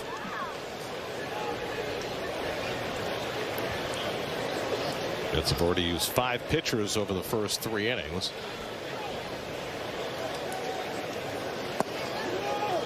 And Joshua Cornei, who finished off the 3rd inning, stays on for the 4th. That's might be in danger of running out of pitchers. Yeah, they did an up-down. Both Ryan Stanek and Danny Young had to be pulled before the completion of their inning because they reached their pitch count. Stanek threw 24 pitches in 2/3 of an inning, and Young threw 26. Tyrone Taylor's come in to play right field for the Mets as Juan Soto gets the rest of the day off. Chatting up Francisco Alvarez. Grounded toward third where Acuna is now playing, but it goes off his glove and into left field. And Reyes has his 2nd hit of the day. So Luis Angel Acuna just into the game and gets challenged and just couldn't quite reach that. Get free MLB.tv with T-Mobile starting tomorrow at T-Mobile.com/MLB. Just always remember it's MLB, not the MLB. Just MLB. Just MLB. Understood. MLB. Well, we should know. Here's Ishmael Munguia, who slashes one foul. Down past Luis Rojas, who coaches 3rd for the Yankees, former Met manager, who was catching up with a lot of his old charges today. It's great to see Luis, who was pressed into such a difficult situation when he took over as the Mets manager in the pandemic year of 2020. I had the good fortune when I was rehabbing to play for Luis when he was the manager in Port St. Lucie. He ran a really good team. Wonderful, wonderful to play for. He's a terrific guy, and he's going to get another managing opportunity not too far down the road, I'm certain. Munguia had a 12-pitch at bat his first time around against A.J. Minter. Piggybacking off the MLB, I just kind of learned that it's RBI, not RBIs, because the runs is kind of built into it.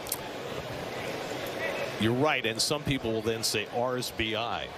Oh, fair play. I think you could go either way, but once I heard it, it made sense because I say RBI as well. I'll take you later. Torrens with a perfect throw to gun down Reyes. Well, it's Hayden Sanger now doing the catching. So Torrens taking the rest of the day off. Didn't see Sanger come into the game, but he makes a perfect throw for a 2-6 caught stealing. Not even close. Not even close. Is it hit and run? Well, they took the pitch. Mets have Trace Wilhoit now playing first base. Pride of Georgetown, Kentucky. Oh, that's where my people are from. Not Georgetown, but Louisville, Bardstown, Bourbon Country.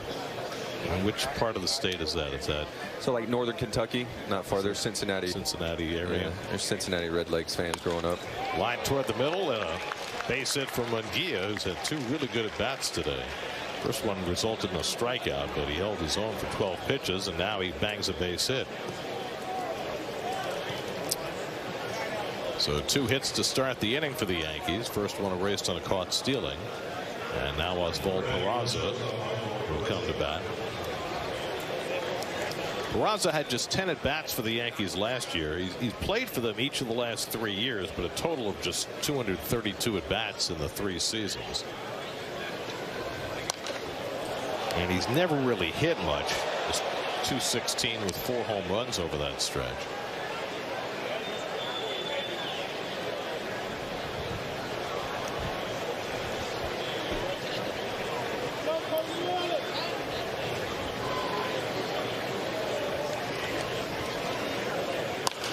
You have to think, though, a lot of the Yankee offensive success is going to hinge on which Paul Goldschmidt they get. Yes. The guy for the first half of last year who couldn't hit his way out of a funk, or the guy who had a pretty good second half at age 36, now 37.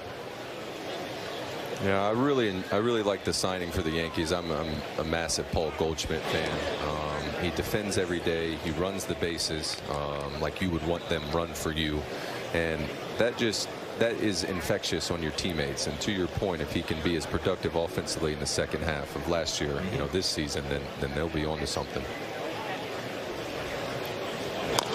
Well, especially if Stanton's out for the long term. I think you know what you're going to get with Cody Bellinger offensively, although Bellinger became a different hitter in Chicago. He became more of an opposite field hitter, not the deadbolt slugger he was in L.A. Not quite the MVP home run slugging, you know, power numbers he had in L.A. Ouch. Out of the thumbs of Peraza. But more accuracy. Wouldn't you think that going to Yankee Stadium he might try to replicate that? I would. I know Babe Ruth told Lou Gehrig, he said, you see that porch in right field, you'd be a fool not to do a bit of shooting. So I'd do a bit of shooting. Yeah, they did okay. Alvarez gets around. He was at one side of the dugout. Now he's at the other side of the dugout. Runner goes, pitches high. Another throw by Singer, right on the money, and he got him. Singer 2 for 2. Beatty got shaken up as he made the tag, and he is slow getting up. But Munguia gunned down by Singer, who's made 2 beautiful throws. Great throw. Gets it in the air. There's Brett. Looked like he might have just got his wrist a little bit because he protects his legs. Yeah, he just got his wrist a little bit. Well done holding on to the ball. It looked like it wanted to squirt out of there. Singer can throw. They should stop running. Has anybody ever thrown out 3 in 1 inning? Have to get somebody on for that to happen.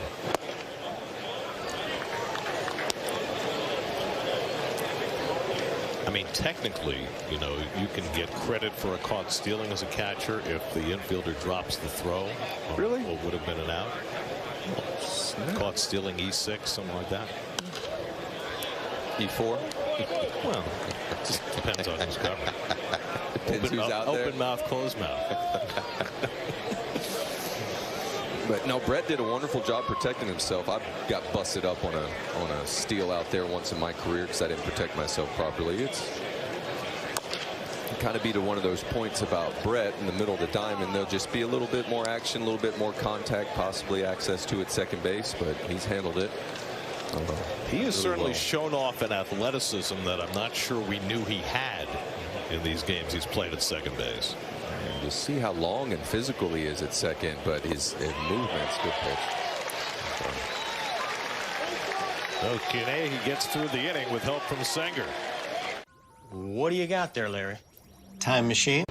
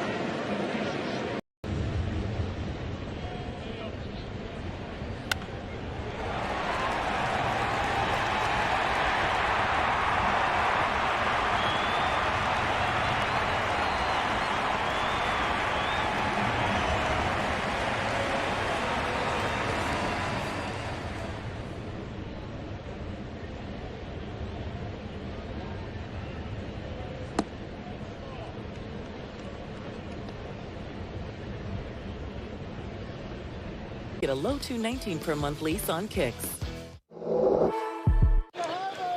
Home fourth inning, Brett leads off against Marcus Stroman. Beatty homered his first time up, his fourth of the spring, and takes first pitch curveball for a strike, 0-1. Look at those numbers. Couldn't do that in my backyard playing wiffle ball. I recall you doing something much like that, especially against the Mets. You remember those days, right? Yeah. I find it fascinating that your first regular season foray for us this year is going to be a series in Washington in late April. 4-game set. Back to DC. Have you ever been up in the broadcast booth in Washington? I have not been in the broadcast booth. It is Washington halfway to Mars. Now that you say it, I remember looking up there at one point and thinking that is high in the heavens. Yeah, I would recommend getting there early to get your bearings. For me, it's great because I grew up sitting in the upper deck at Shea behind the plate. It's about the same height. All right. Yeah. Get up there and get used to the altitude. Well, I'm not suggesting you need oxygen or anything, but you definitely need to figure out what's what because it's a different look. But I'm looking forward to that. That'll be fascinating. Get you to talk about your Nats days as well as your Mets. Beatty chases one up and away for strike 3. That's the 4th strikeout for Stroman. And Brett just gets a fastball up. Not the ball he wanted to swing at, but that very well may be the last at bat. I don't know if can't for him, but you're going to leave there swinging. I don't blame him. Here's Jose Siri, who singled to center his first time. I would think you would want Beatty to get as many reps at second base today as possible. Yeah, I kind of thought he might come out yesterday, but he played the whole thing, so I don't disagree. You do have 2 days off now. And a bunt attempt. Stroman, a terrific fielder, makes the bare hand play and throws him out. Marcus just wanted to play with him a little bit in that situation, barehanded it. I mean, during his tenure as a Met, he just caught the throw behind his back. During his tenure with the Mets, he made as many athletic pitching defensive plays as I had seen from any pitcher since Mike Hampton. He's got some style. I feel like he takes ground balls sometimes during batting practice, I believe. Yeah, he goes out and plays shortstop. Yeah, I think that's a great idea. I mean, you realize, of course, most major leaguers with Marcus Stroman's body type are middle infielders. Yeah, playing up the middle, playing second base. But you know what he says, height don't measure heart. No, it does not. Not a lot of 5'7" right-hand pitchers who've ever made it in this game. And to be as durable as he has been, I think it's a real testament to him. Lindor's been up twice, flied out to center field both times. You think of someone who's like maybe a little slider build, Tim Lincecum type, who is just so dominant, you know, but for a shorter stint in his career. I mean, Pedro Martinez was not a big man. No, that's true. Neither was Greg Maddux, but they did okay. But, you know, they were both in the 5'11" to 6 feet range, not 5'7". Tap to the other way, and there's nobody playing there, and Lindor's got a base hit. So with the third baseman Cabrera playing a good 45 feet off the line, Lindor finds the open space, and he has a 2-out hit. And it looks like Francisco will get a caddy for his base hit. Get a pinch so will Stroman, apparently. Looks like his day is done. Go ahead, Francisco. Should have had somebody standing there. That's just good, clean fun. So Stroman's out after 3 2/3. Lindor leaves for a pinch runner. And we've got a pitching change. 2-2 in the 4th. We'll be right back.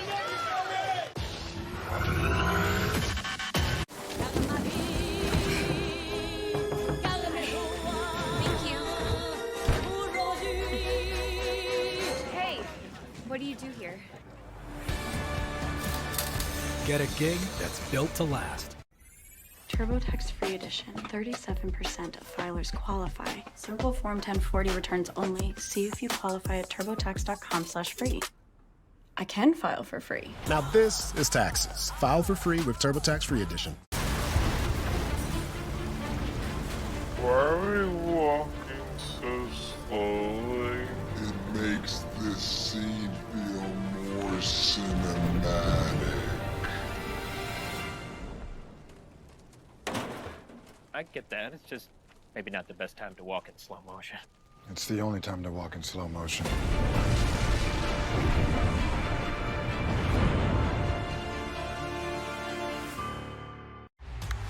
MLB is coming to Bristol, baby. Braves versus Reds in the 2025 MLB Speedway Classic. Buy your tickets today.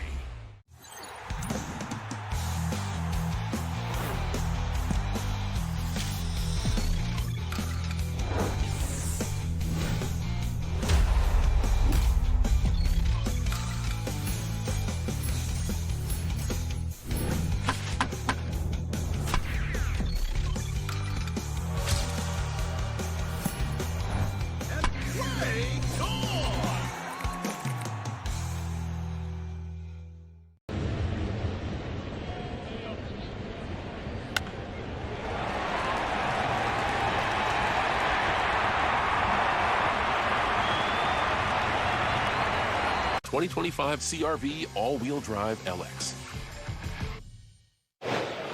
Fernando Cruz in to pitch to Tyrone Taylor, who takes a strike. Cruz, who pitched the last 3 years for the Reds, came over from Cincinnati in the deal that sent Jose Trevino to the Reds, and Trevino just signed a long-term deal with Cincinnati. 5 years, I saw. Yeah. Good for He's him. a very valuable defensive catcher. Yes. Reds are an interesting team. Yes, they are. Got some good young players. Got a former JU Dolphin playing left field with them, and Austin Hayes strikes out. Taylor goes down swinging. That ends the inning, and we go to the 5th, tied at 2. There's only one way to stream the Mets on SNY. Game time. The amateur years are just the stepping stone, and your journey to the big leagues. Level up your game and become a legend, because your road to the show starts now. Game time.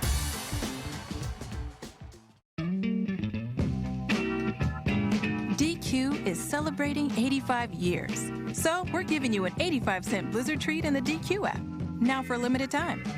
Because even if birthdays aren't your thing, getting your favorite Blizzard treat for just 85 cents, that's plenty reason to celebrate. Hurry and get your small Blizzard treat for just 85 cents with a $1 purchase in the DQ app.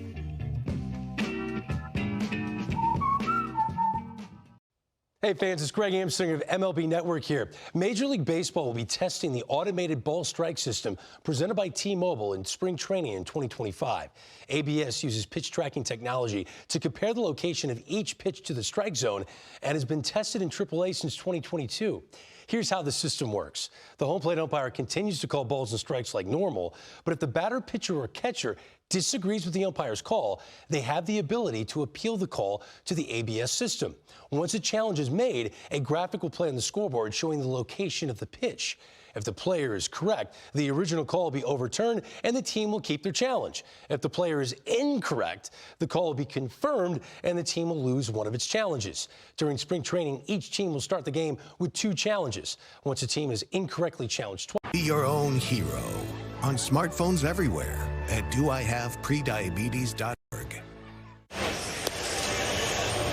Suit up this season at MLBshop.com. Check out the largest selection of authentic jerseys, caps, hoodies, T-shirts, and more. Visit MLBshop.com, the official source for your Mets gear. Well, this is a big outing for Max Kranick as he competes for the final spot in the Mets bullpen. Assuming A.J. Minter is ready to go opening day, one spot is a competition between Kranick and Huáscar Brazoban, both of whom are scheduled to pitch today. Kranick's been great this spring, so has Brazoban. Ben Rice leads off and flies one to deep right field. Taylor, though, should have room on the warning track and reels it in for the first out. So 1 pitch and 1 retired. So that's the way the bullpen stacks up, assuming Minter is okay. Daniel Nunez was optioned yesterday, so he's going to spend at least the first 2 weeks in the minor leagues, and that leaves Kranick and Brazoban for that final spot. Kranick's been in 7 games this spring. He's walked 1 and struck out 14 over 11 1/3. Good rhythm from Kranick and Singer to get strike 1 after a first pitch out. Just meet him right in the zone. Get ahead. Jason Dominguez turning around to bat left-handed. Dominguez has walked, and then he struck out but reached first on a pass ball, stole a base, and scored a run in the 3rd. This is already the 6th Met pitcher. It's the top of the 5th. Little tapper to the left of the mound. Kranick with a nice pickup. And the throw a little high, but Will Hoyt stays on the bag. And they're 2 away. Yeah, Max bounces off the mound well, a little high, get some help. There we go, we'll take it. Out number 2, just the way we drew it up. No replay in spring training. No replay, no challenges anymore on the ball strikes. Apparently the system is down, or at least it was. It's a dead ball era. We'll get them. So 2 out and nobody on, and now Jazz Chisholm has walked and singled in a run, and he's late on a fastball. 97 from Kranick. He has really upped his velocity since last year. He was with the Mets in spring training last year, but hurt his hamstring before the games began and never got to pitch in a spring training game. Wound up in the minors, where he was transitioned from a starter to a multiple inning reliever, something at first he was not happy with, but now he appears to be very happy because it might give him a path to the major leagues. There's a good slider, and it's 2-1. Give me the distance between a starter and the multi-inning relievers now is becoming closer and closer together. That's true. Multi-inning relievers going longer than ever, and starters going shorter than ever. Check the count. It's 1-2 on Chisholm. That's Kranick, who grew up a big Mets fan in Scranton, Pennsylvania. His dad was from New York, weaned him on Mets baseball, which means he got to listen to Keith virtually every night. Well, and yet he's right there where he needs to be. Curveball fouled off. Kranick has been in the big leagues before. He had some time with the Pirates in 21 and 22. But trying to get back for the first time since. And Chisholm takes strike 3 call. Fastball gets Jazz looking, and Kranick finishes off his spring with a 1-2-3 inning. I was exhibiting symptoms of... A real meal deserves a real dessert, like the DQ $7 meal deal with your choice of all this for just $7. Because a full-size meal without that satisfying sweet treat, that's like chicken strips with no dip, like a burger with no bun, like a sundae with no drizzle. Whether you go for chicken strips or a cheeseburger, treat yourself to an honest-to-goodness meal with full-size fries, a drink, and dessert, all for just $7 at DQ. Hey fans, it's Greg Amsinger of MLB Network here. Major League Baseball will be testing the automated ball strike system presented by T-Mobile in spring training in 2025. ABS uses pitch tracking technology to compare the location of each pitch to the strike zone and has been tested in AAA since 2022. Here's how the system works. The home plate umpire continues to call balls and strikes like normal, but if the batter, pitcher, or catcher disagrees with the umpire's call, they have the ability to appeal the call to the ABS system. Once a challenge is made, a graphic will play on the scoreboard showing the location of the pitch. If the player is correct, the original call will be overturned and the team will keep their challenge. If the player is incorrect, the call will be confirmed and the team will lose one of its challenges. During spring training, each team will start the game with 2 challenges. Once a team is incorrectly challenged twice, they will be out of challenges for the remainder of the game. Each major league team will play games in which ABS is used. We'll see you at the ballpark. Some people see a dollar. Others see potential. That's because every dollar you invest today, buddy, with a little bit of patience, could be worth $36 in the future. Imagine the potential of all your dollars. The financial wellness app Acorns makes it so. Sierra 1500 models or current eligible GMC owners get over $7,800 total value on select Sierra 1500 models. 87 degrees today in Port St. Lucie. Much warmer than it's been the last couple of days. A lot of cloud cover though, so that makes it a comfortable afternoon. As the Mets and Yankees move into the bottom of the 5th inning, another huge crowd for the final spring training game. Had enormous crowds the last couple of days, and here on a Monday afternoon, the place is jammed. Don't people work? Have school? I wonder if it's spring break. We just had spring break in Jacksonville last week. I'm not sure what they do down here in South Florida, but you're right. They have packed them in here to Clover Park. It's a great atmosphere. They come to the ballpark. That's what they do. Luis Angel Acuna will lead off for the Mets as we go to the bottom of the 5th against Fernando Cruz, who came in to get the final out of the 4th. Marcus Stroman pulled after 70 pitches, which I find interesting because we were talking about how Marcus is a guy who needs to eat innings for the Yankees in their current configuration. As Acuna lines one to left field for a base hit. So Acuna wasting no time. His first at bat, first pitch. And he's aboard to start the bottom of the 5th. Acuna here gets a curve away, maybe more middle. Doesn't hit it right on the barrel, but off the end of the bat, but enough trajectory to get it over the infielders for a base hit single to start the inning off. Anyway, the Mets have been pushing their starters well into the 80s in their pitch count in their final spring start. So it was interesting to see Stroman capped at 70. Nimmo takes one low for ball 1. Brandon's 1 for 2, single to center in the first.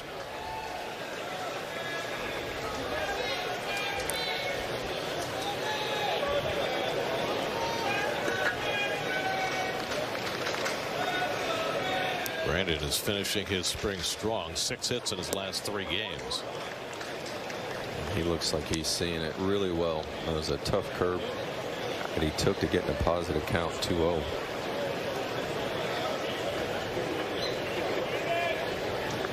Acuna at first, outstanding speed, not going, and the cutter's in for a strike, and it's 2-1.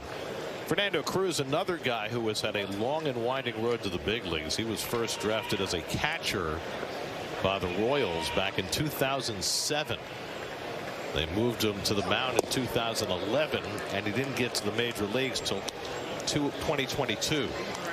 In that stretch, he was out of affiliated baseball for 6 years, including 3 years that he pitched for the New Jersey Jackals in the Atlantic League. Chisholm hoots the ground ball, and everybody's safe.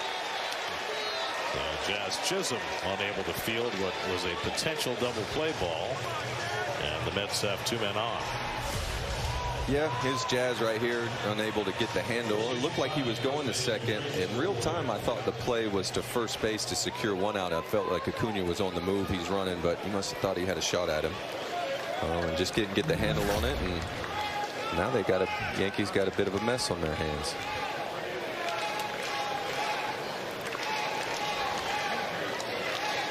So Trace Wilhoit will get the turn at bat. Wilhoit came in to play first base after Alonso started there. Wilhoit out of Lipscomb University. Atlantic Sun. The cognoscenti call it the A-Sun. A-Sun. That's all ours. Bunch of little tiny schools, but we'll put up a fight, I promise. Still D1. Yeah. Oh yeah. We're Division 1. I mean, you can go with the pejorative low major if you want, but still D1. Low mid. The Ivy League's D1. Jacob DeGrom, former A-Sun member at Stetson. I'll find all the famous people. Chris Sale. Florida Gulf Coast. 1-1 to Wilhoit, and a wave and a miss at a splitter, and it's 1-2. Anyway, Fernando Cruz, I mean, it's a great success story, right? 15 years after he was drafted, he made it to the major leagues. Put it in perspective, I was drafted in 2006. So just he made it to the big leagues in 08. Well, he's still playing. I'm so far away from being able to play, but yes. Great success. And another good splitter to strike out Wilhoit for the first out. Second strikeout for Cruz. Cruz was in 69 games for the Reds last year. 14.7 strikeouts per 9. And that splitter that Gary talked about just gets underneath Will Hoyt's barrel for the strikeout. This is the 5th inning. This is our 4th mid-inning pitching change. Getting our reps in. A little different. Touches of black.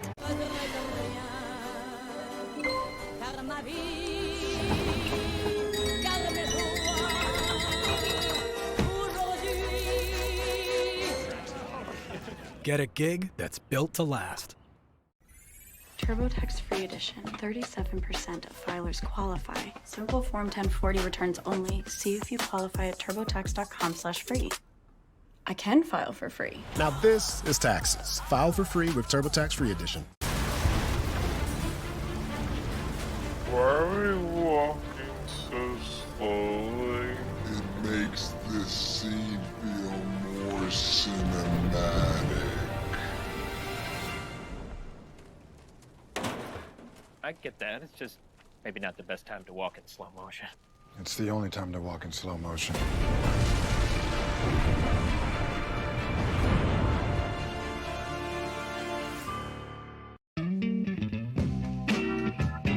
DQ is celebrating 85 years. So we're giving you an 85-cent Blizzard treat in the DQ app, now for a limited time.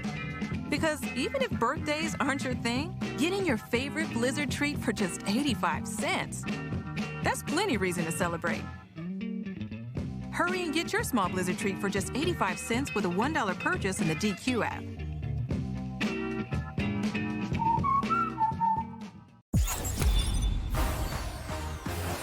You know I got the spirit, knock it out the park, knock it out the spirit of the game, knock it out the park, knock it out. You know I got the spirit, knock it out the park, knock it out the spirit of the game.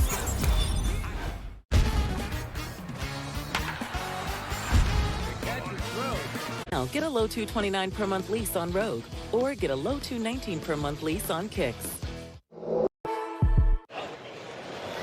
Mark Leiter Jr. in to pitch to Starling Marte, who pinch hits for Jesse Winker in the DH spot. Mark had some great years with the Cubs. Stumbled a bit when he got to the Yankees last year. His velocity dropped a bit, but he's got the great splitter. And there it is as he gets the chopper to short. Wide throw, but Chisholm able to stay on the bag as Peraza nearly pulled him off.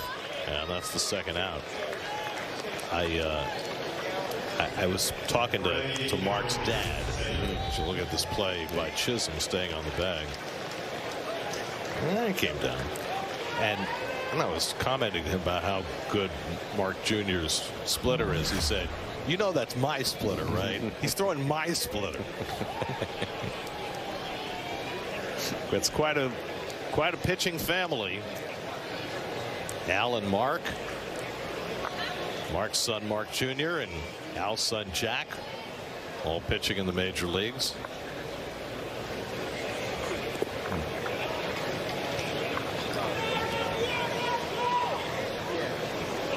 This is Hayden Senger batting for the first time. Senger's already made his mark on this game with a couple of great throws. Gunning down 2 base runners trying to steal. Acuna at third, Marte at first with 2 down. And the curveball drove and off the glove of Cabrera. That'll bring in a run on an infield hit for Senger, and the Mets go in front 3-2. Well, we saw Senger hit a home run the other day, and that was a bullet that Cabrera did well to keep from being a double. Yes, it was. Looked like a curve in the middle of the plate that Senger hits a bullet, almost drags Cabrera into the outfield. Whack. Yeah, almost knocked his glove off. 102 mile per hour exit velocity. You got to love a catcher getting down the line, though. He kind of did a turn and then gave another look and saw the ball hadn't gotten away quite so far and went straight through the bag. Safety first. So the Mets go back in front 3-2, and a call strike to Boston Barrow. We saw Barrow in the breakout game earlier this spring. Played shortstop in that game for the Mets, and he looked tremendous.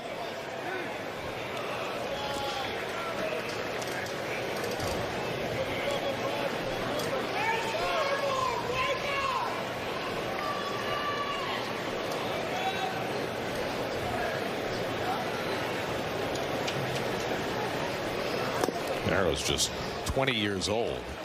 Mets took him in the 2023 draft, 8th round, out of Capistrano Valley High School in Mission Viejo. Left-handed hitting middle infielder. He can play short. I believe he homered in the breakout game, if I'm not mistaken. He was very impressive in that game.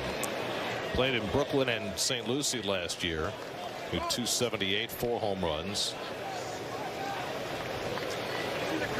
He's a ways away, but I always like to wish on young guys like that.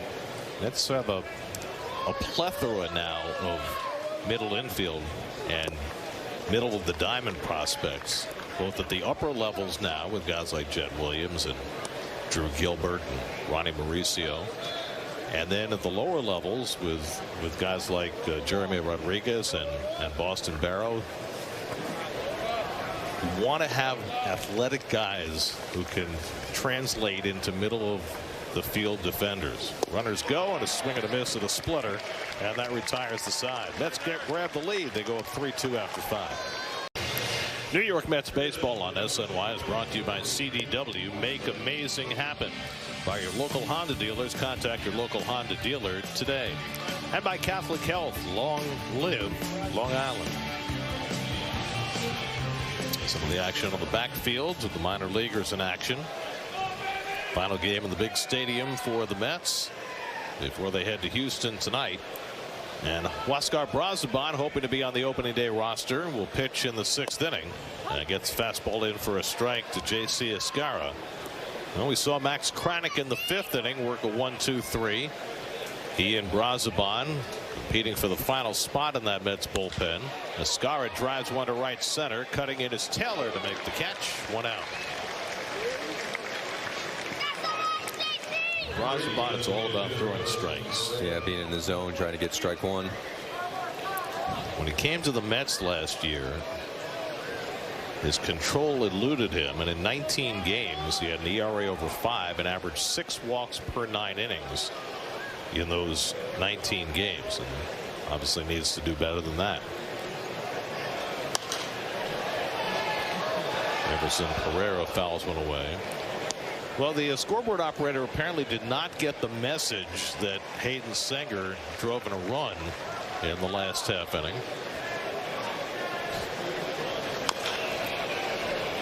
Maybe the scoreboard operator is back trying to maneuver the dials to get the ABS working and neglected the run.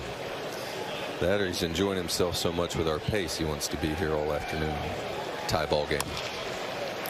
Well, you know, there are all sorts of other things that can distract you in a ballpark.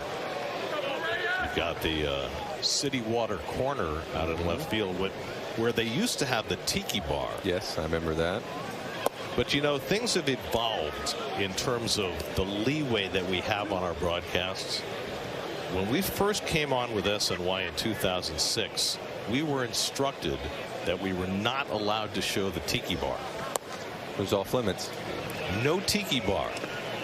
But, you know, those strictures have melted away over the years, and things have become a little more lenient. And now we're able to show the consumption of alcoholic beverages. Fly ball out to center. Siri with a long run back. On the warning track, he runs it down. That's Azokar in center field, taking over for Siri. And making like Siri, running down that fly ball. Nicely done by Jose Azokar for the 2nd out. Yeah, Azokar gets a great jump on this, and he's got it the whole way. Well secured. Really good break. So that means the only starting player left in the field for the Mets is Brandon Nimmo, which is interesting. There's Osvaldo Cabrera taking a strike. I mean, Nimmo's spring training got a late start. He generally starts later because he's trying to stay fresher for the season, but this year it was more because the plantar fasciitis and the knee set him back a little bit. So he's played a lot the last few days to try and catch up and set some good at bats, and now he's the last man standing. Yeah, I feel like him and Carlos would have had a talk, and if he wanted to go deep into it back to back, since they won't have exhibition games, Or it feels like that's what they talked about. See, now the scoreboard operator is trying to catch up. But in trying to catch up now, not only has he not given the Mets the run in the 5th, he's already taken them off the board for the 6th. So does that mean we don't have to play the bottom of the 6th? Yeah, because it's already been predetermined? There's a Prophetical. good changeup by Brazoban to strike out Cabrera. Side retires. So Kranick and Brazoban each lay down.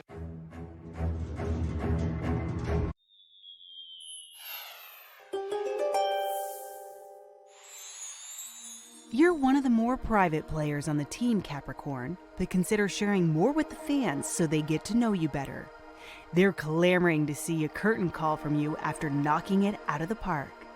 It's your time to step under the bright lights of the stadium and show off the skills that you've been working on during the off-season.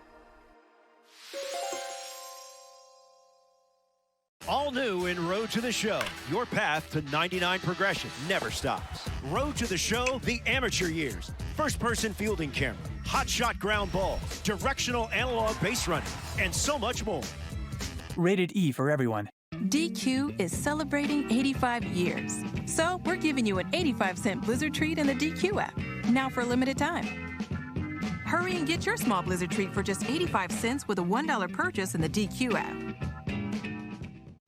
Hey fans, it's Greg Amsinger of MLB Network here. Major League Baseball will be testing the automated ball strike system presented by T-Mobile in spring training in 2025. ABS uses pitch tracking technology to compare the location of each pitch to the strike zone and has been tested in AAA since 2022. Here's how the system works. The home plate umpire continues to call balls and strikes like normal, but if the batter, pitcher, or catcher disagrees with the umpire's call, they have the ability to appeal the call to the ABS system. Once a challenge is made, a graphic will play on the scoreboard showing the location of the pitch. If the player is correct, the original call will be overturned and the team will keep their challenge. If the player is incorrect, the call will be confirmed and the team will lose one of its challenges. During spring training, each team will start the game with 2 challenges. Once a team is incorrectly challenged,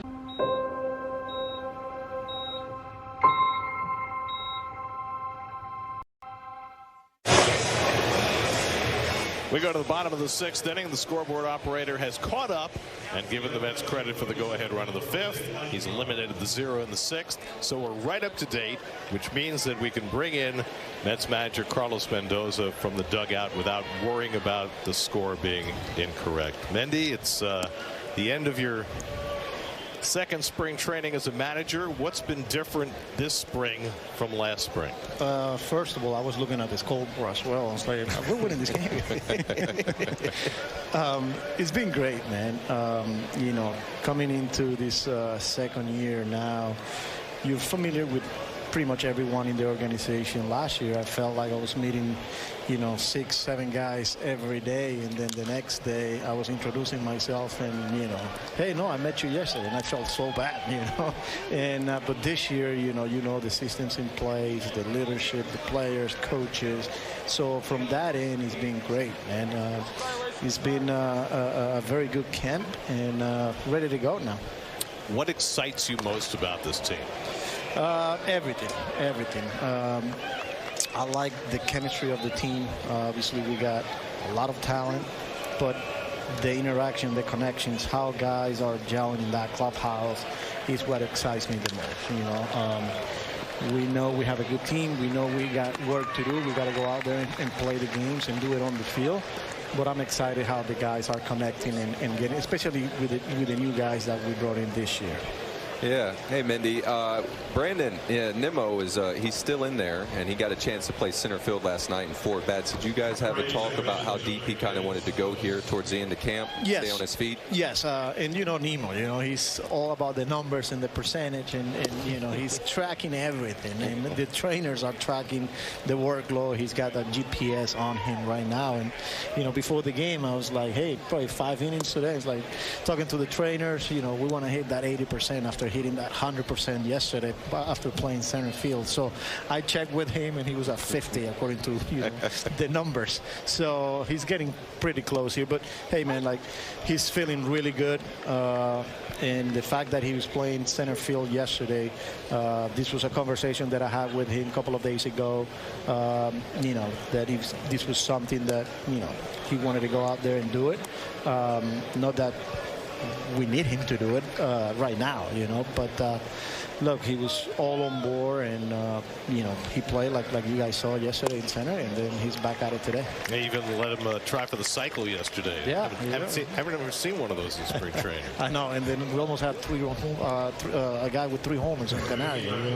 You don't see that on a spring training game too often. So when Aaron Boone saw Juan Soto today, he said, "You look terrible in that uniform." How happy does it make you that he's in your uniform? Well, he told me, he's like, "Hey, I saw Juan, and I told him he doesn't look good." And I say, "Let me tell you, he looks really good at the plate. I don't care how the uniform looks, as long as he keeps looking the way he is." And you saw it a lot. So that was my response to him. It's like he's looking pretty good at the plate. So. So you come down to one spot in the bullpen, assuming A.J. Minter is okay. Kranick, Brazoban each go out to throw a 1-2-3 inning. How do you make that choice? Yeah, it's not an easy one, but. They did everything they could. He's now out of their hands, and that's what he's tough as a player.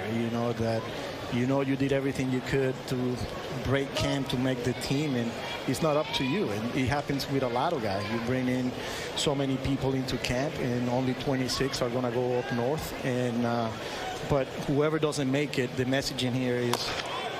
We went through a lot of players. Every year you're going to go through so many of them, and there's a reason why they're here. There's a reason why we brought them into the organization. In some cases, Brazoban and Kranick, they were here last year. And look, it's all up to us, and we're going to have to make those difficult decisions. We'll see what we got when we get to Houston for that workout, and we'll have those conversations with them. Yeah. Maybe last one for me.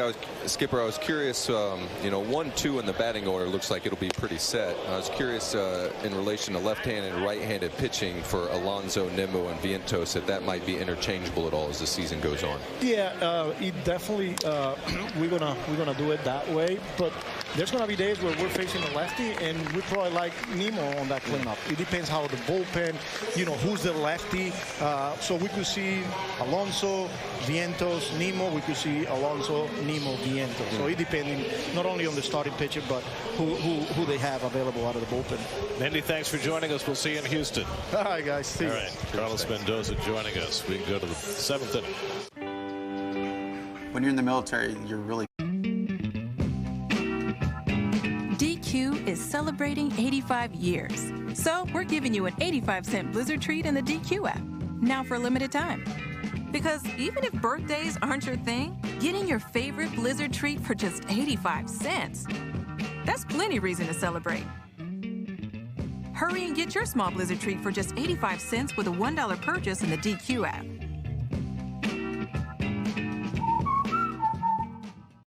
Hey fans, it's Greg Amsinger of MLB Network here. Major League Baseball will be testing the automated ball strike system presented by T-Mobile in spring training in 2025.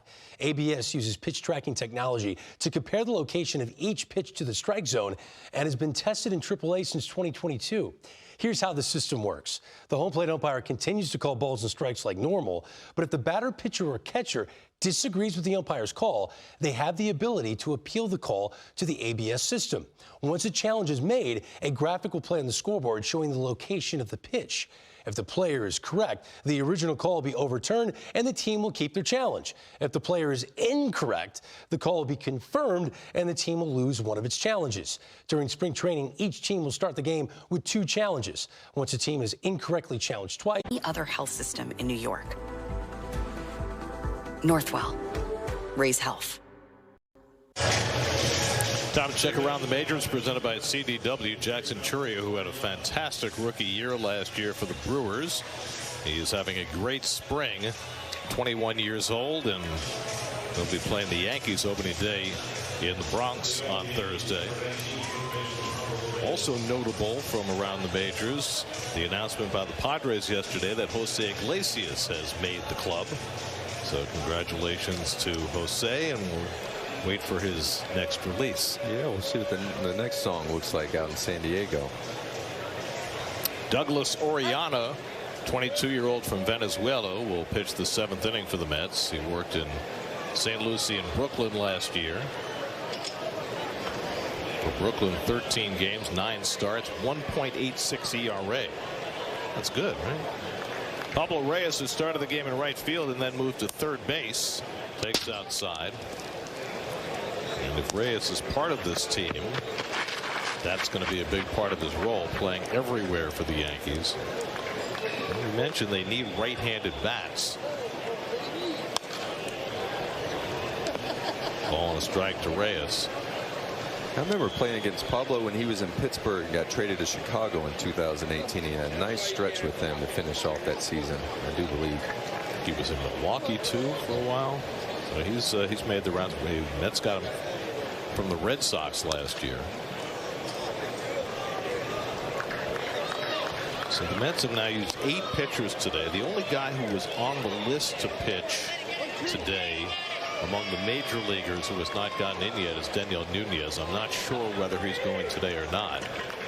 Nunez, of course, has been optioned, but they might want to get him in today for one more look before the team leaves for Houston.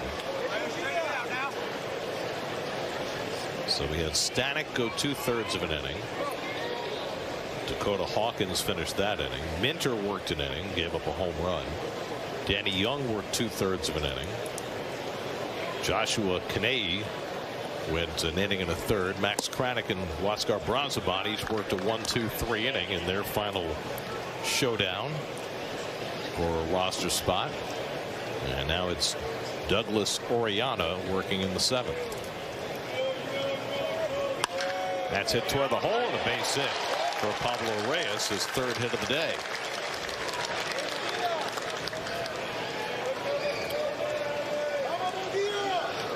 Reyes having himself an afternoon. That's 3 more hits than he had as a Met in 3 more at bats. He very good bat to ball skills. I remember not a lot of strikeout in his game. Now Spencer Jones bats for the first time. Jones took over in center field.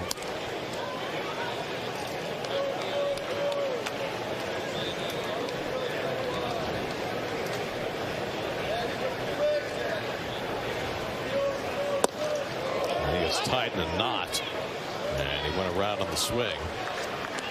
Ball to strike. Jones, the Vanderbilt product, 23 years old, 1st-round pick by the Yankees in 2022.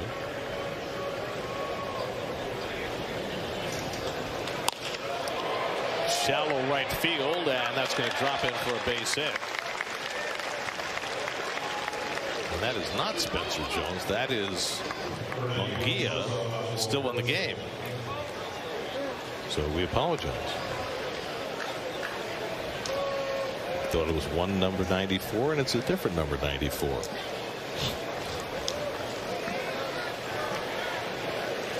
So back-to-back base hits for the Yankees to start the 7th.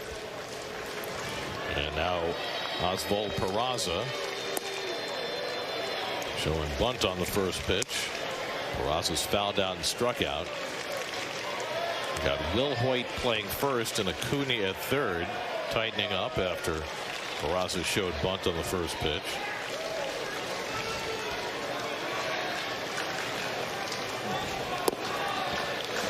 And Cutter misses outside. It's 2-0.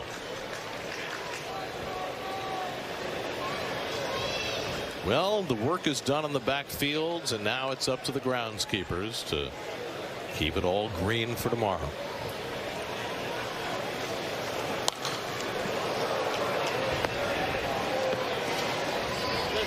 We replaced this entire stadium field a couple of years ago and put in a better drainage system, raised the level a little bit. It's a beautiful playing surface now. Fastball runs inside, and Oriana running into trouble. Between the playing surface and, you know, the home run house that I wasn't here when I was playing, it looks great. I still do love the berm. It has a special place in my heart. I like seeing people out there. It's a fun place to watch a game. Well, I have two questions. That one misses high to Peraza, and that's going to load up the bases. One, have you ever sat on the berm? I've been out there like when I was in the State League, like rehabbing when there were State League games. So you watched a game from the berm? Watched a little bit from out there. And closer to by myself. Do you have a memory of hitting a home run onto the berm? I do in spring training of hitting a ball out there on a curve. But when I played here, the most games I played here in St. Lucie, the wind is not too dissimilar to right now, and it blew out to left, so I tried to hit everything to kind of left at home. Not everything, but if the wind was blowing that way, I would try to hit it to the home run house. Did you play here on the way up as well as on rehab? Yes. So played here in 2007, the whole season, and then rehabbed however many times I broke. Ben Rice bats with the bases loaded. Rice has gone 0 for 3 today, so the Yankees poised to try and tie or regain the lead. I mean, the Florida State League has a reputation of being a hitter's nightmare. Oh, no, I loved it. I don't know if my numbers necessarily. I mean, I feel like I swung the bat fairly well. It was easier on rehab. Like the game was moving a bit slower. But, you know, playing here in St. Lucie, I liked Lakeland. I didn't much care for Jupiter. Roger Dean, you can keep that. But I enjoyed the State League. Clearwater's a nice place to play, and Philly on the other side of the state. So I'm checking out your numbers from 2007 in St. Lucie. You hit 285, 11 homers, 78 driven in, 768 OPS. That'll play. Yeah, beat the level. And I had teammates at that time. I said it yesterday with Joe Hippis and his kind of guys who had been through the seasons before. Like, beat the level you're at. Try to get to the next one. And I just learned something about you that I never knew before. And that is that after the 2007 season, you played in the Hawaiian Winter League for Waikiki. Sure did. Waikiki Beach. Now, that's got to be like the Waikiki Beach Boys. Yes, that's exactly who we were. We played at like a local park because they did it at University of Hawaii, but they were under construction. Rice walks with the bases loaded. That'll tie up the game. So we kind of played at a local park. And that was one of my first real introductions, as Jeremy Hefner heads out here to have a talk, to the Japanese kind of culture, because they would bring Japanese minor league players to come over and play with us as well. And I really enjoyed that league. I think back Ben Gamble was there, and that would have been the year before he won minor league player of the year in 2008. He was a Yankee then, right? Sorry, forgive me. Oh my goodness, Matt Gamble. There's two of them. Matt Gamble. Brother, yeah, and Ben was with the Yankees. Matt Gamble. And there was some good play with Lucas Duda out there. I mean, what better place to be in the winter than? It was great. The Met Street is great. We got a nice apartment. We're never far from the beach, and I enjoyed it. Played I got to play winter ball there, and then played the next year in the Arizona Fall League. Jason Dominguez breaks his bat, shoveled to second for one. Barrow to first, not in time. And on the fielder's choice, the Yankees take the lead as Munguia comes in to score. It's 4-3 Yankees. Good pitch by Oriana, breaking Dominguez's bat, but they can only get the one out. Yes, he wasn't hit quite hard enough to flip it. It was a good feed to Barrow, and he gets it in the air. Well, he could throw. Just unfortunately not quite quick enough or hard enough hit ball to get the 4-6-3 double play. So one out, runners at the corners. And now Braden Shoemake will come to bat. He flies one deep to right center. That'll get the run in. Taylor goes over to get it. Tagging at third is Peraza. He'll come in to score the third run of the inning. And on the sacrifice fly, the Yankees lead it 5-3.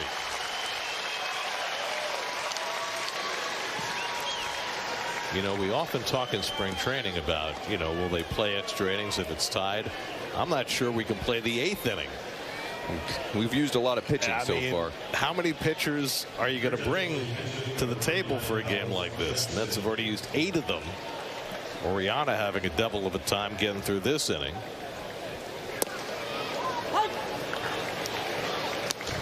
If I had a chance to do it again, I'd play more winter ball. I got to play in the Dominican Republic after the winter of 2010. I think I would have gone down there and played more. This is Alex Jackson. The runner goes. Throw by Sanger a little bit too late, as Dominguez got a big jump.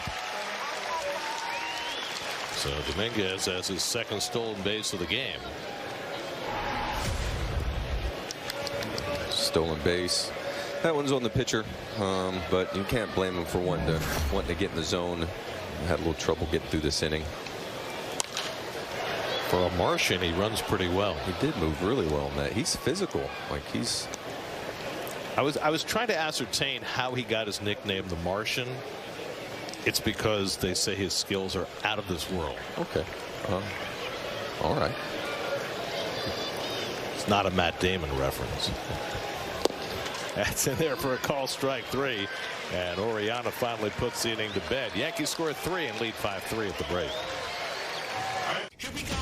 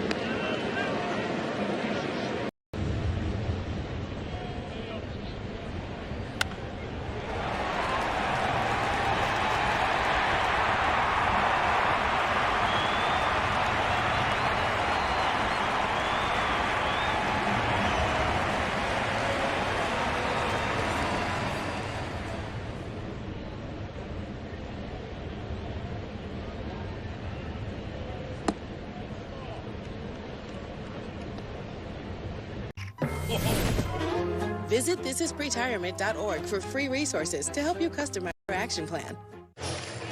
Baseball is back. Mets at Astros. Opening day coverage begins with City pregame Thursday at 3 p.m. right here on SNY. First pitch at 4:10 p.m. Eastern time. We'll have that game for you on SNY. Then we'll take 3 days off. Apple has the Friday game. Fox has the Saturday game. Mets are off Sunday, and then we rejoin you from Miami a week from tonight. 3-game series with the Marlins. Then the Mets go home for their home opener against the Toronto Blue Jays on Friday, April the 4th. Luke Weaver takes over the pitching for the Yankees. Weaver became the closer by necessity at the end of last year, and what a job he did. Been a starting pitcher most of his career. Saved 4 games at the end of the season after Clay Holmes faltered, and then 4 more saves in the postseason. He was a lifesaver for the Yankees. Now he'll be in an 8th inning role with the acquisition of Devin Williams. Yeah, he really found his footing in the back end of the bullpen. Found a little more velocity and threw a really good changeup splitter. Not sure which one, maybe both.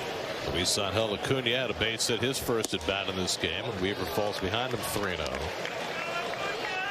Brandon Nimmo set for another turn at bat is on deck. Yankees took the lead in the top of the 7th. 3rd lead they've had today. Mets tied it the first 2 times. Took the lead themselves in the 5th. It's a meaningless game, but everybody wants to win, especially when you're facing your crosstown rivals. Well, there's your projected opening day roster. Still some things to be decided, and Mets will be keeping their eye on the waiver wire over the next few days. Neither Hayden Senger nor Luis Angel Acuna, or for that matter Brett Beatty, have been guaranteed a spot on the opening day roster. Of the three, Beatty's probably the most secure, as Acuna went awkwardly back into first base on that throw.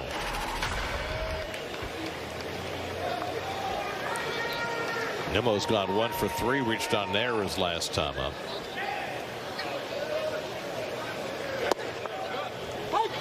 And Weaver gets it in for a strike and a changeup.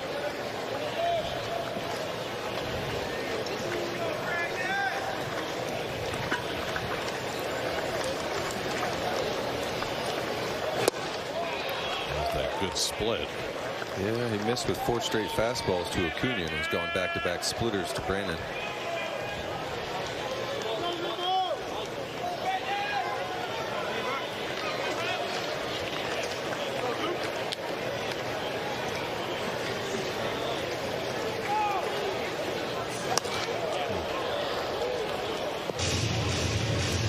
Weaver, now 31 years old, has got to the big leagues with the Cardinals in 2016. From there to Arizona and Kansas City and Cincinnati and Seattle.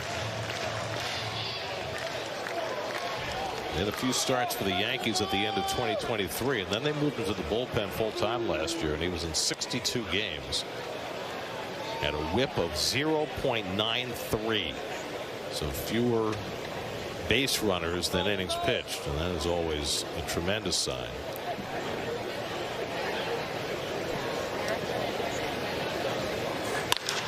Nimmo clocks one out to left field. Back goes Brendan Jones, and he catches it on the warning track for the first out. Got a pair of Joneses now in the outfield for the Yankees. Brendan Jones in left field, Spencer Jones in center. Cole Gabrielson is now playing right field. Kobe Morales at first. Andrew Velasquez at second. Braden Shoemake at short. And Juan Mateus is at third. Alex Jackson now doing the catching. So the Yankees have turned over their entire lineup. There's Trace Wilhoit up for the second time, takes a strike. Wilhoit struck out in the 5th inning.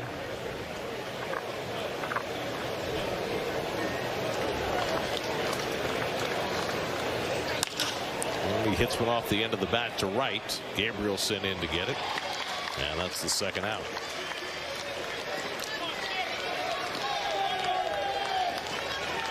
So two-way now. Starling Marte will get a second turn at bat. Marte came off the bench in the 5th inning, hit into a fielder's choice, took over for Jesse Winker in the DH spot. Last year the Mets swept all 4 meetings with the Yankees. This year the two teams will play 6 times. More the merrier. 2 two-game sets last year, correct? That's right. It was at a time when the Yankees really were not playing well, and Luis Severino had his much publicized comment that the Yankees only had 2 guys, which at the time was a pretty accurate assessment. But they got better as the season went along. You know, Stanton got going. They established Austin Wells behind the plate. They got Jazz Chisholm. Yeah. So they had some.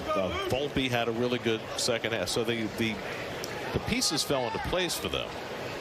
But when the Mets played them, they were at their low ebb. Monte Fowles went back 2-1. And you know, you heard it in the reaction when Soto came to the plate the first time today. There's just a little more juice in the rivalry now, with Soto changing teams as dramatically as he did. You could certainly feel it in the ballpark when they were cheering / a handful booing for him. But I think I'm with you. Anything that adds to the rivalry, and in New York, where baseball was born, I think, is good for the city and good for both clubs. Well, they're certainly both expected to be good. They were both among the last 4 teams standing last year, with the Mets making it to the National League Championship Series and the Yankees getting to the World Series, both being turned aside by the Dodgers. Or, as I think they're now known, the Behemoths. But you know what? Going into last season, everybody expected the Dodgers to rule the world. It didn't quite work that way, although they did win in the end. They were not as dominant as folks were expecting them to be. 3-2, Acuna will be running. And that's on the outside corner. Got him looking at a cutter. And so Weaver puts away Marte to end the inning. On to the 8th. Long live the morning routine. DQ is celebrating 85 years. So we're giving you an 85-cent Blizzard treat in the DQ app. Now for a limited time. Because even if birthdays aren't your thing, getting your favorite Blizzard treat for just 85 cents, that's plenty reason to celebrate. Hurry and get your small Blizzard treat for just 85 cents with a $1 purchase in the DQ app.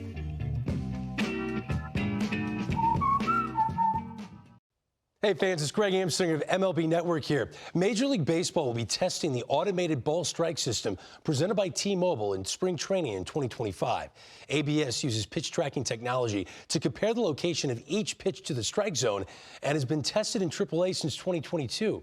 Here's how the system works. The home plate umpire continues to call balls and strikes like normal, but if the batter, pitcher, or catcher disagrees with the umpire's call, they have the ability to appeal the call to the ABS system. Once a challenge is made, a graphic will play on the scoreboard showing the location of the pitch. If the player is correct, the original call will be overturned and the team will keep their challenge. If the player is incorrect, the call will be confirmed and the team will lose one of its challenges. During spring training, each team will start the game with 2 challenges. Once a team is incorrectly challenged twice, they will be out of challenges for the remainder of the game. Each major league team will play games in which ABS is used. We'll see you at the ballpark. This is an ad for your money. I know what you're thinking.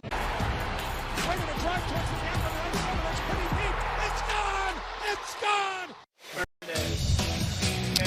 Spring training's past. Rusty Staub and Jerry Grody with a mustache. Didn't see that very often. Is that Frenchie? Frenchie front and center. It was definitely Frenchie. The always smiling face of Mookie Wilson. And what exactly is distracting David? Deep thoughts. By Jack Handy. Everson Pereira leading off in the 8th inning for the Yankees. That's of a new catcher. Ronald Hernandez has taken over behind the plate. Their 3rd catcher of the day, and he's got some housekeeping to do. Don't see too many guys wear their hat underneath the catcher's mask. Yeah, yeah. Don't. I guess he's got his ear. He must have his earpiece in there. Yeah, it looks like it busted out. We don't do fingers anymore at all.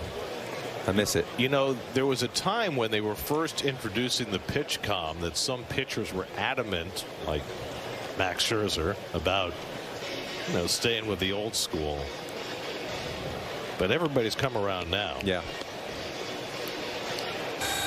Well, as each year the guys graduate from the minor leagues to the big leagues, they're more used to doing it the earpiece that way. Is that our first appearance of the sleeping rodent? Oh boy, nothing to Pereira. Well, I'm proud to report that Spencer Jones is out on deck. Since we had him batting in the last inning, we didn't actually bat. Now he's going to actually bat. That's the real Spencer Jones.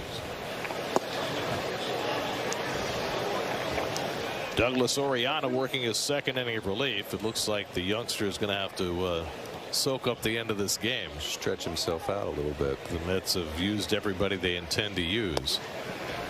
And a rough go of it in the 7th. Gave up 2 hits and a couple of walks, and then runs came home on a fielder's choice and a sac fly. Cost him a 3-run inning. And a check swing. He went around for strike 3. And Hernandez will make the toss down to first. 1 out. Second strikeout for Oriana. Well, Thursday afternoon in Houston, it'll be Clay Holmes for the Mets and Framber Valdez for the Houston Astros. So that ex-Met Rafael Montero made the ball club. Made the club with Houston. It's a transitional year of sorts for the Astros. As Jones fouls one off. They're moving Jose Altuve to left field.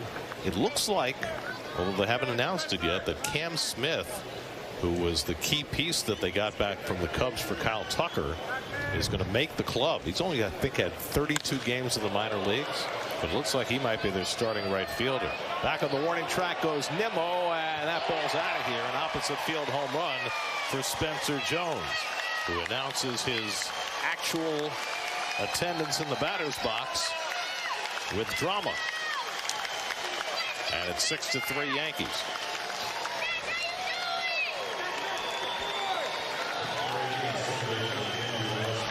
Yeah, Spencer gets himself a curve hanging, and big, strong young man. He hits this thing high, and it kept on going. That one might not a ton of help from the wind, but it might get a little bit.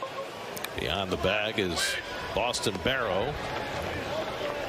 And he throws at Andrew Velasquez for the second out.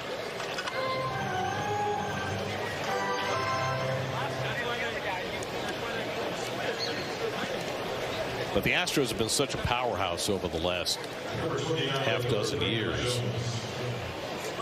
You don't know whether this is the year that they take that step back. I may not pick them to win the division, but I'd be hard pressed to not pick them maybe make the postseason with as well they constructed their roster, like you said, over the last 6 to 8 years. Well, to me, if the Texas Rangers can keep their pitchers healthy, it's hard to pick against them. If they can get Jacob deGrom to the mound 20 or 25 times, that might be enough. 140 inning range, 150. I mean, if he makes 30 starts, it's lights out, but it's maybe too much to hope for.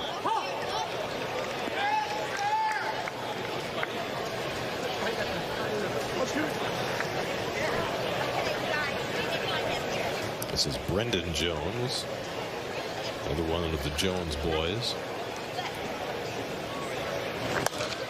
Reminds me of the days of Chipper and Andrew in Atlanta. That one came into our booth. Was anybody in the way? Last year, the Mariners faded in the second half because of a lack of offense. I don't understand what Seattle's doing. They've got the best pitching staff in baseball as far as starters are concerned. Young, controllable starters, and they did absolutely nothing to improve their offense. Santana goes in Acuna, and Hernandez makes the grab. Tough play. Ronald Hernandez gets the Mets through the inning. Experience baseball and luck.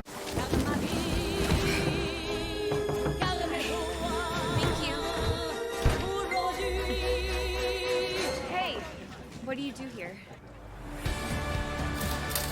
Get a gig that's built to last. DQ is celebrating 85 years. So we're giving you an 85-cent Blizzard treat in the DQ app, now for a limited time. Hurry and get your small Blizzard treat for just 85 cents with a $1 purchase in the DQ app. Why are we walking so slowly? It makes this scene feel more cinematic. I get that. It's just maybe not the best time to walk in slow motion. It's the only time to walk in slow motion.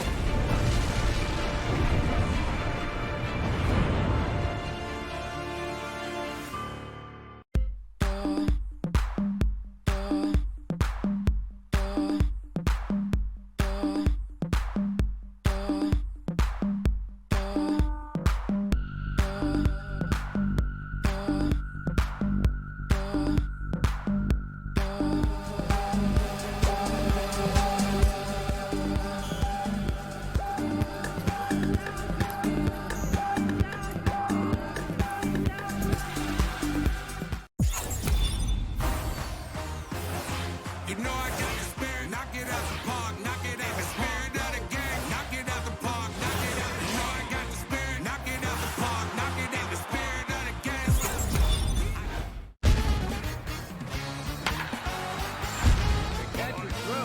Not in time. Mets Astros opening day coverage begins Thursday at 3 p.m. only at SNY. When last we saw Devin Williams, it was Game 3 in Milwaukee. Brewers up in the 9th inning. 2 on, and Pete Alonso at the plate. And Pete hit the biggest home run of his life to propel the Mets on to the division series and put a crimp in Devin Williams' last inning as a Brewer.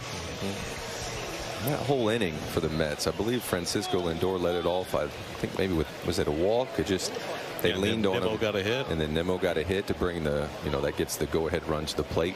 And Pete sent one in the Goonie golf they have in right center field there, where the stands, the fence juts out a little bit. Well, in many ways, it was a star-crossed year for Williams because he started the year on the injured list. He had 2 stress fractures in his back, and he didn't pitch until late July. So he was only in 22 games in the regular season. He pitched great. He only gave up 1 home run in those 22 games, but then one at the worst possible time. Nestor Cortez going to Milwaukee, and the Yankees have themselves their closer. Devin is one of the best in the game. 2020 Rookie of the Year, 2-time All-Star. And he's got the airbender changeup, which is the pitch that Pete hit out of the ballpark. Yep, like you were talking about earlier, he just wanted to get it away and up, and he got one of Devin's change of paces out over the plate and busted that ball game up. Devin Williams is substantially responsible for a huge change in tradition with the New York Yankees. He has always worn a beard, and the Yankees for many decades have had a rule against beards. And it was Devin Williams who went to Hal Steinbrenner and said, you got to change the rule. And the hint in the conversation was, you traded for me. As Hernandez hits one up the middle, and Ronald Hernandez is a base hit. You traded for me. I'm going to be a free agent after the season. I need to wear my beard. Otherwise, I might be somewhere else in 2026. So they changed the rule.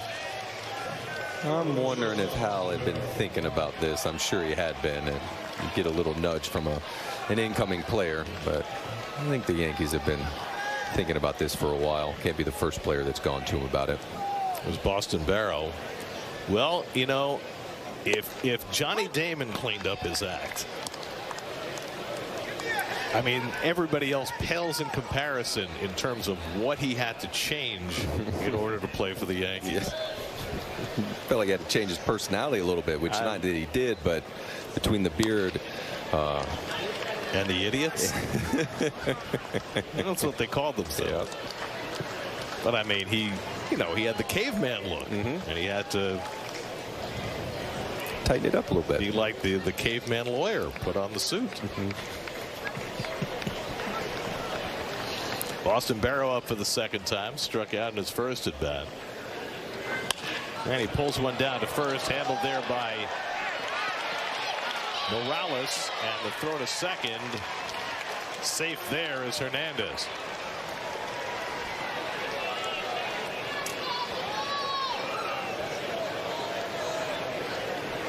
Looked like it should have been a 3-3-6 double play. Yeah. What happened down at second base? Morales, yeah, he goes 3-U and then tries to sit in on a tag play, and Hernandez beats the throw in. I'm pretty certain he slides off the bag here. Yeah, but it felt like in real time he beat the. I don't know if he got him on the toe or not, but he's called safe. It's tough when The shortstop in that situation has to come up with the glove to handle the hop and then get a tag down. Yeah, the bounce pass to him, he's got to secure it, like you said, almost funnel it into his stomach to make sure it's his, and then try to get it back down to his feet. Not everybody is Javi Baez.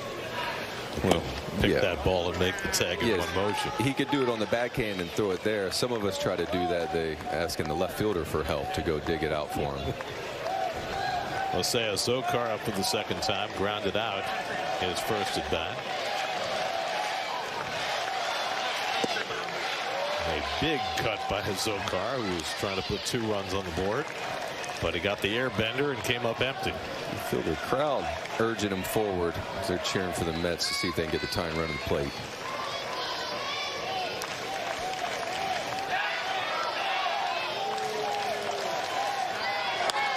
And that's in the air to left field. Brendan Jones easing back.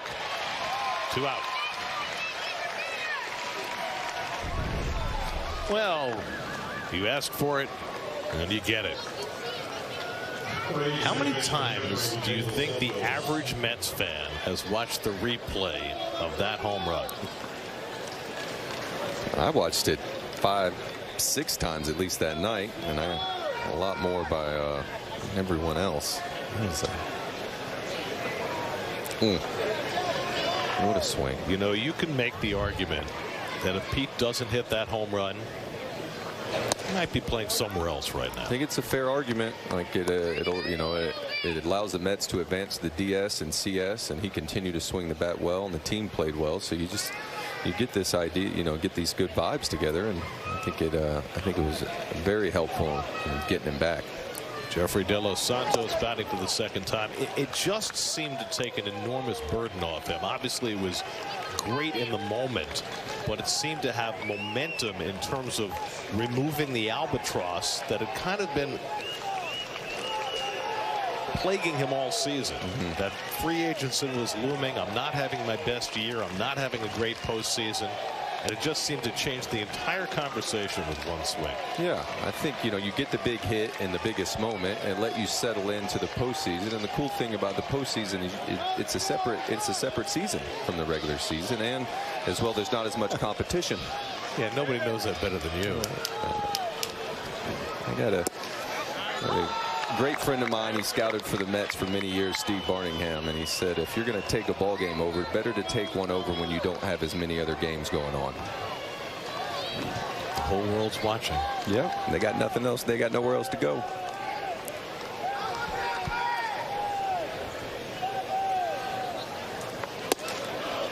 Let's see if I got this right. Arrieta, Greinke,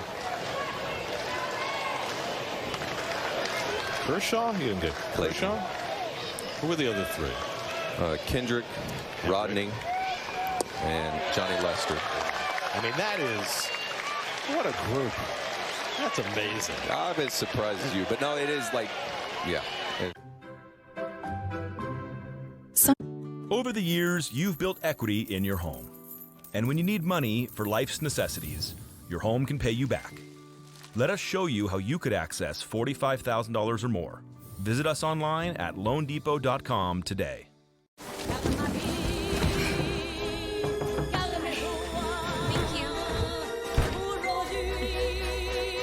Hey, what do you do here? Get a gig that's built to last. A real meal deserves a real dessert, like the DQ $7 meal deal. With a cheeseburger or 3-piece chicken strips, full-size fries, a drink, and a sundae. You get an honest-to-goodness full meal, all for just $7 at DQ.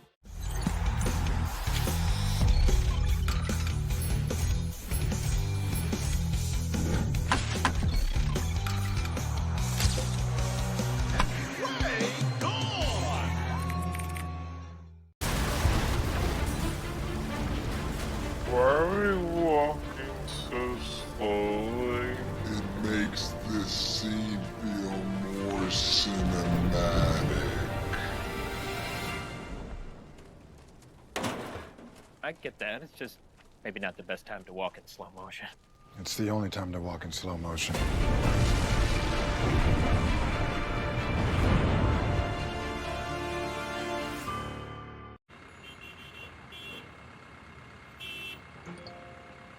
Taxes was feeling so stuck. Now Taxes is having a TurboTax expert who does your taxes from start to finish, while you check in anytime. It's an all-wheel drive Hyundai Tucson for $259 a month today. There's only one place to stream SNY Mets games, the MLB app. All the amazing action with an enhanced user experience. Scan the code to download the MLB app today. One more inning of spring training baseball. 6 outs. We can make it. And Daniel Juarez will pitch the top of the 9th for the Mets. 24-year-old from Venezuela who worked in Double-A Binghamton last year. I have fond memories of Binghamton. I loved it there. I really enjoyed it. Did you go on any merry-go-rounds? Because that's why they're called the Rumble Ponies now, because it was a big merry-go-round city. Was it really? I don't know if it's because they have merry-go-rounds there or because they manufactured the merry-go-rounds in Binghamton, but we called it Gotham City because the sun didn't come out as much. Does it make it harder to see the bat signal? It didn't make it nearly as hot as you thought it might be, especially coming from the Florida State League the year before. The Eastern League has some kind of bizarro lighting situations. You got stadiums there where like the sun sets in center field. Yeah, Trenton, if I'm not mistaken, where the Yankees played, it was hard to see there. Cole Gabrielson fouls one off, and it's 1-2. And then our batting cage was underneath next to the clubhouse, so whenever it would rain, that would kind of settle in there, and it was dark and then wet, the fungus would start coming out. So there's all sorts of colors in our underground batting cage. Well, you know, you might have picked some mushrooms, made veal scallopini. You know, sometimes you have to turn lemons into lemonade. It was a good place to hang out. Louis Natera was our hitting coach, and Nick Evans, Mike Karp. It was a fun team to be a part of. Mike Karp, I remember him.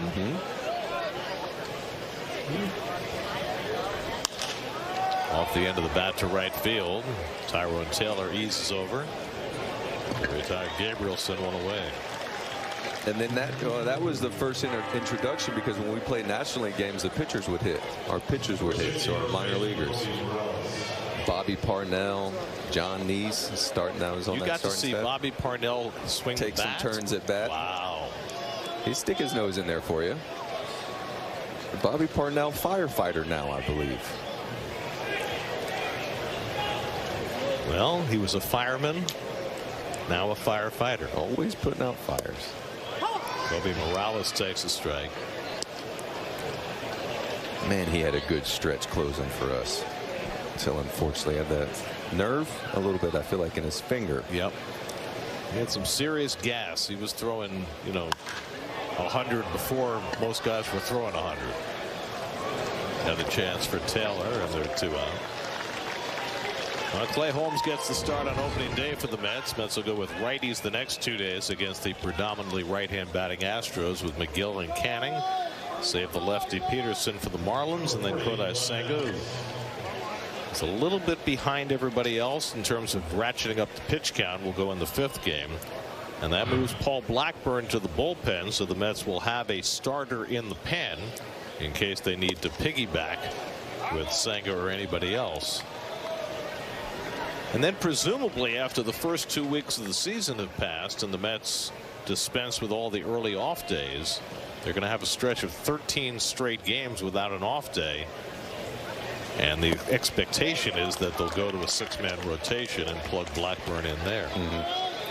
Yeah, once we get past the early season festivities, which are awesome, and the off days get out of the way, then we settle into the real baseball where you go 2 weeks without getting one. And for a lot of teams now, 6-man rotations are becoming the norm.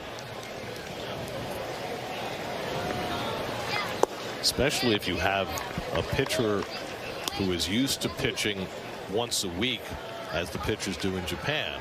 Now you've got Senga, who thrived with the extra rest in his rookie season. That, as much as anything else, is a reason to go to a 6-man. The only drawback with a 6-man rotation is if you have a true ace, it's hard to get. They might not get as many turns in there, and then what does the ace come in and I've heard of some wanting to throw on regular rest in a 6-man rotation. Yeah, and then you have to rejigger everybody else around them. Juan Mateus sitting for the first time, goes down swinging on the breaking ball from Juarez, who works a 1-2-3 top of the ninth to the bottom of the ninth. That's down 3. Hurry into the Nissan Now sales event to save on a DQ is celebrating 85 years. So we're giving you an 85-cent Blizzard treat in the DQ app, now for a limited time. Because even if birthdays aren't your thing, getting your favorite Blizzard treat for just 85 cents, that's plenty reason to celebrate. Hurry and get your small Blizzard treat for just 85 cents with a $1 purchase in the DQ app.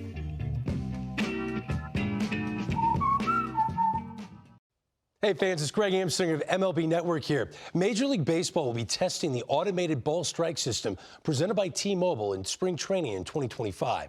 ABS uses pitch tracking technology to compare the location of each pitch to the strike zone and has been tested in AAA since 2022.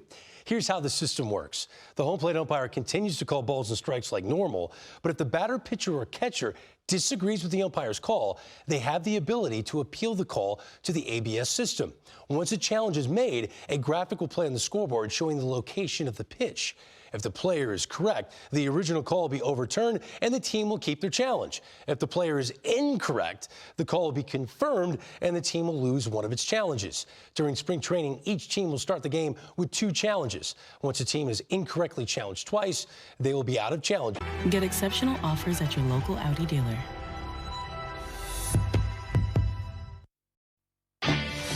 New York Mets baseball on SNY is brought to you by CDW. Make amazing happen. By Northwell, they're rewriting history by giving women the care they deserve. Northwell, raise health. And by Audi, visit your Tri-State Audi dealer today. Some of the scenes from this game today: Brett Beatty and Pete Alonso with home runs for the Mets. Pablo Reyes and Spencer Jones with home runs for the Yankees. 6-3 Yankees as we go to the bottom of the ninth. And this is interesting as Tyrone Taylor gets set to lead off. Jordani Ventura is going to pitch the 9th inning for the Yankees. Ventura has spent his entire minor league career in the Mets organization, 7 years. And now switching NY logos. Yeah, one minor league free agent signing, perhaps. He was with Brooklyn and St. Lucie last year. Also a cameo in Binghamton. Pitched to a 2.96 ERA, so he had a pretty good year. Taylor leads off, and Tyrone bounces one behind third, a foul ball by Mike Sarbaugh.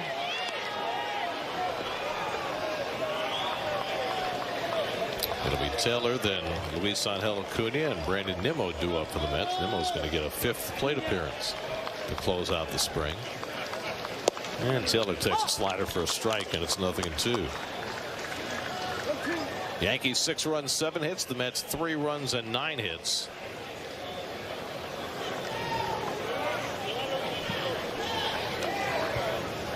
Yankees are going to Miami after the game today. They've got an exhibition game with the Marlins tomorrow as Taylor gets drilled in the elbow. And the Mets have a leadoff base runner the painful way in the 9th inning.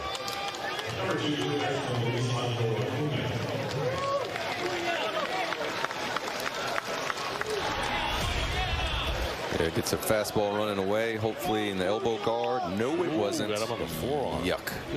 Oh, he's staying in there, though. He's a pretty tough customer. Yeah. Ugh.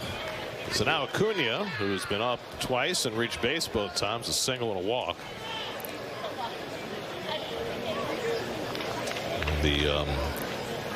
This official scorer has gotten his money's worth today. This is the 16th pitcher to work in this game. Mets have used 9, and the Yankees have now used 7. Mets went with a full-fledged bullpen game today. And 2 of their mainstay relievers, Ryan Stanek and Danny Young, couldn't finish their inning without running too high a pitch count, so that got some more minor leaguers into the game. The Yankees started Marcus Stroman today, and he gave up 2 runs and 6 hits over 3 2/3, and he was pulled after 70 pitches.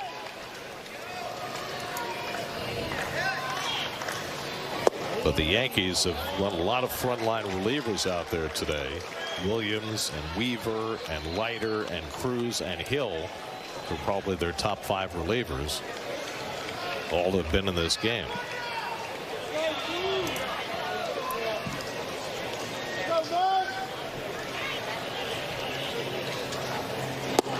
And Acuna draws a 4-pitch walk, and the Mets will get the tying run to bat. So Luis Angel gets on base for the 3rd straight time. And Brandon Nimmo will look to put a capper on his very successful last few days. Had 2 hits on Saturday, 3 hits yesterday. He's 1 for 4 today, playing the entire game in left field. Yep, Brandon has given the fans their money's worth today and the last 2 days.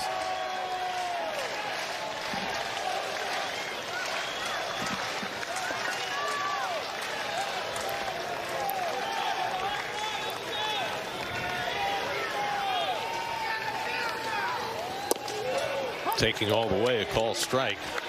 0-1.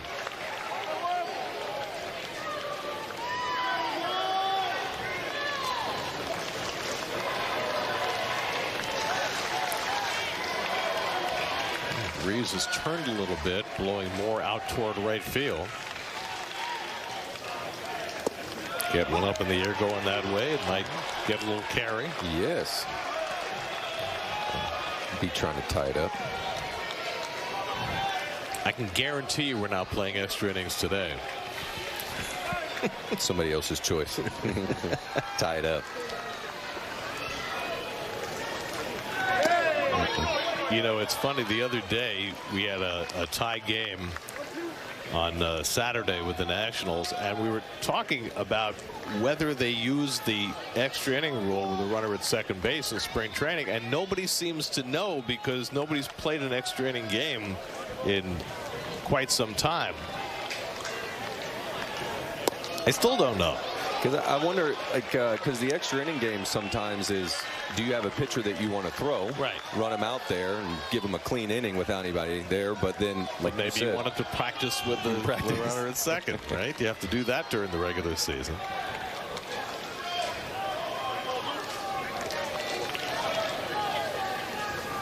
And that's hit in the air to deep right field, and that's going to tie the game. Nimmo hits one up on the berm, a 3-run homer, and it's 6-6. He didn't need the win for that one. A towering shot by Nimmo, his first home run of the spring, and that puts a cap on a splendid finish to spring training for Nimmo and ties this game 6-6 in the ninth.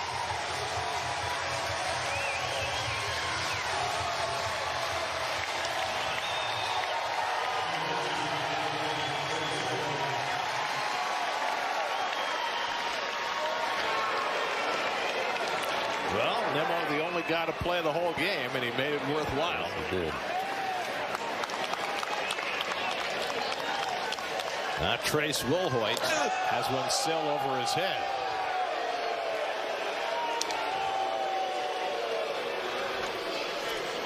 Well, it may be that Yordani Ventura wanted it just a little too much today, facing his old organization.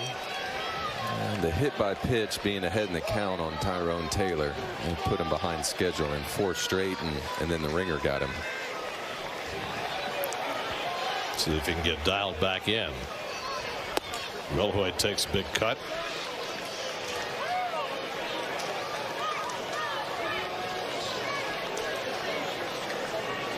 So Nimmo 7 hits in the last 3 days.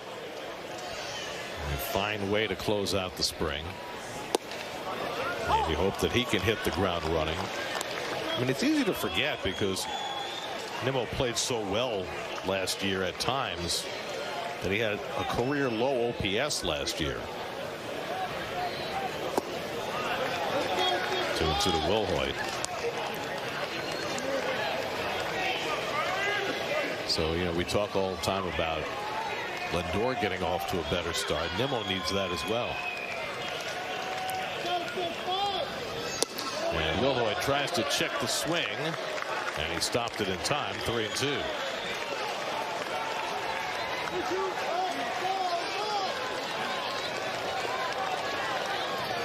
Oh, nothing more fun than talking to your hitting coach after a homer. Just, it's good vibes. And Wilhoit goes down swinging on the slider. And that's the first out of the inning. And Brandon gets a breaking ball. Spin's already built into it. Bang. Gets it over the first, second, and right fielder. No batter to tie the game.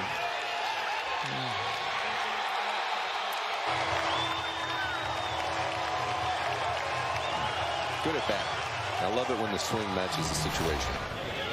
Well, here's Alexander Canario pinch hitting. He was yesterday's hero. He had 2 home runs, drove in 5 runs. And time will tell as to whether this will be his last at bat in a Mets uniform. Canario, acquired from the Cubs in a cash deal in February, is out of options. 24 years old, big time power. But if the Mets don't keep him, they're going to have to send him through waivers, and somebody's bound to claim him. Well, we've been talking about the ball club we've been playing all day in the other dugout right now in a search for some right-handed pitching. So I know there's teams out there looking for it, hitting, right-handed hitting. Yeah, he could be a guy for the Yankees. That's a good point.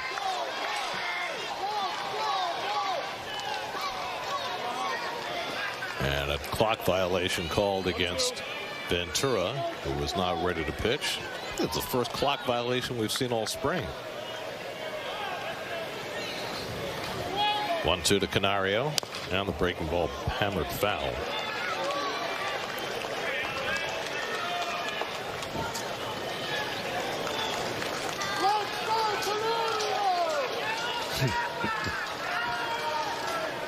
Alexander's got his own rooting section.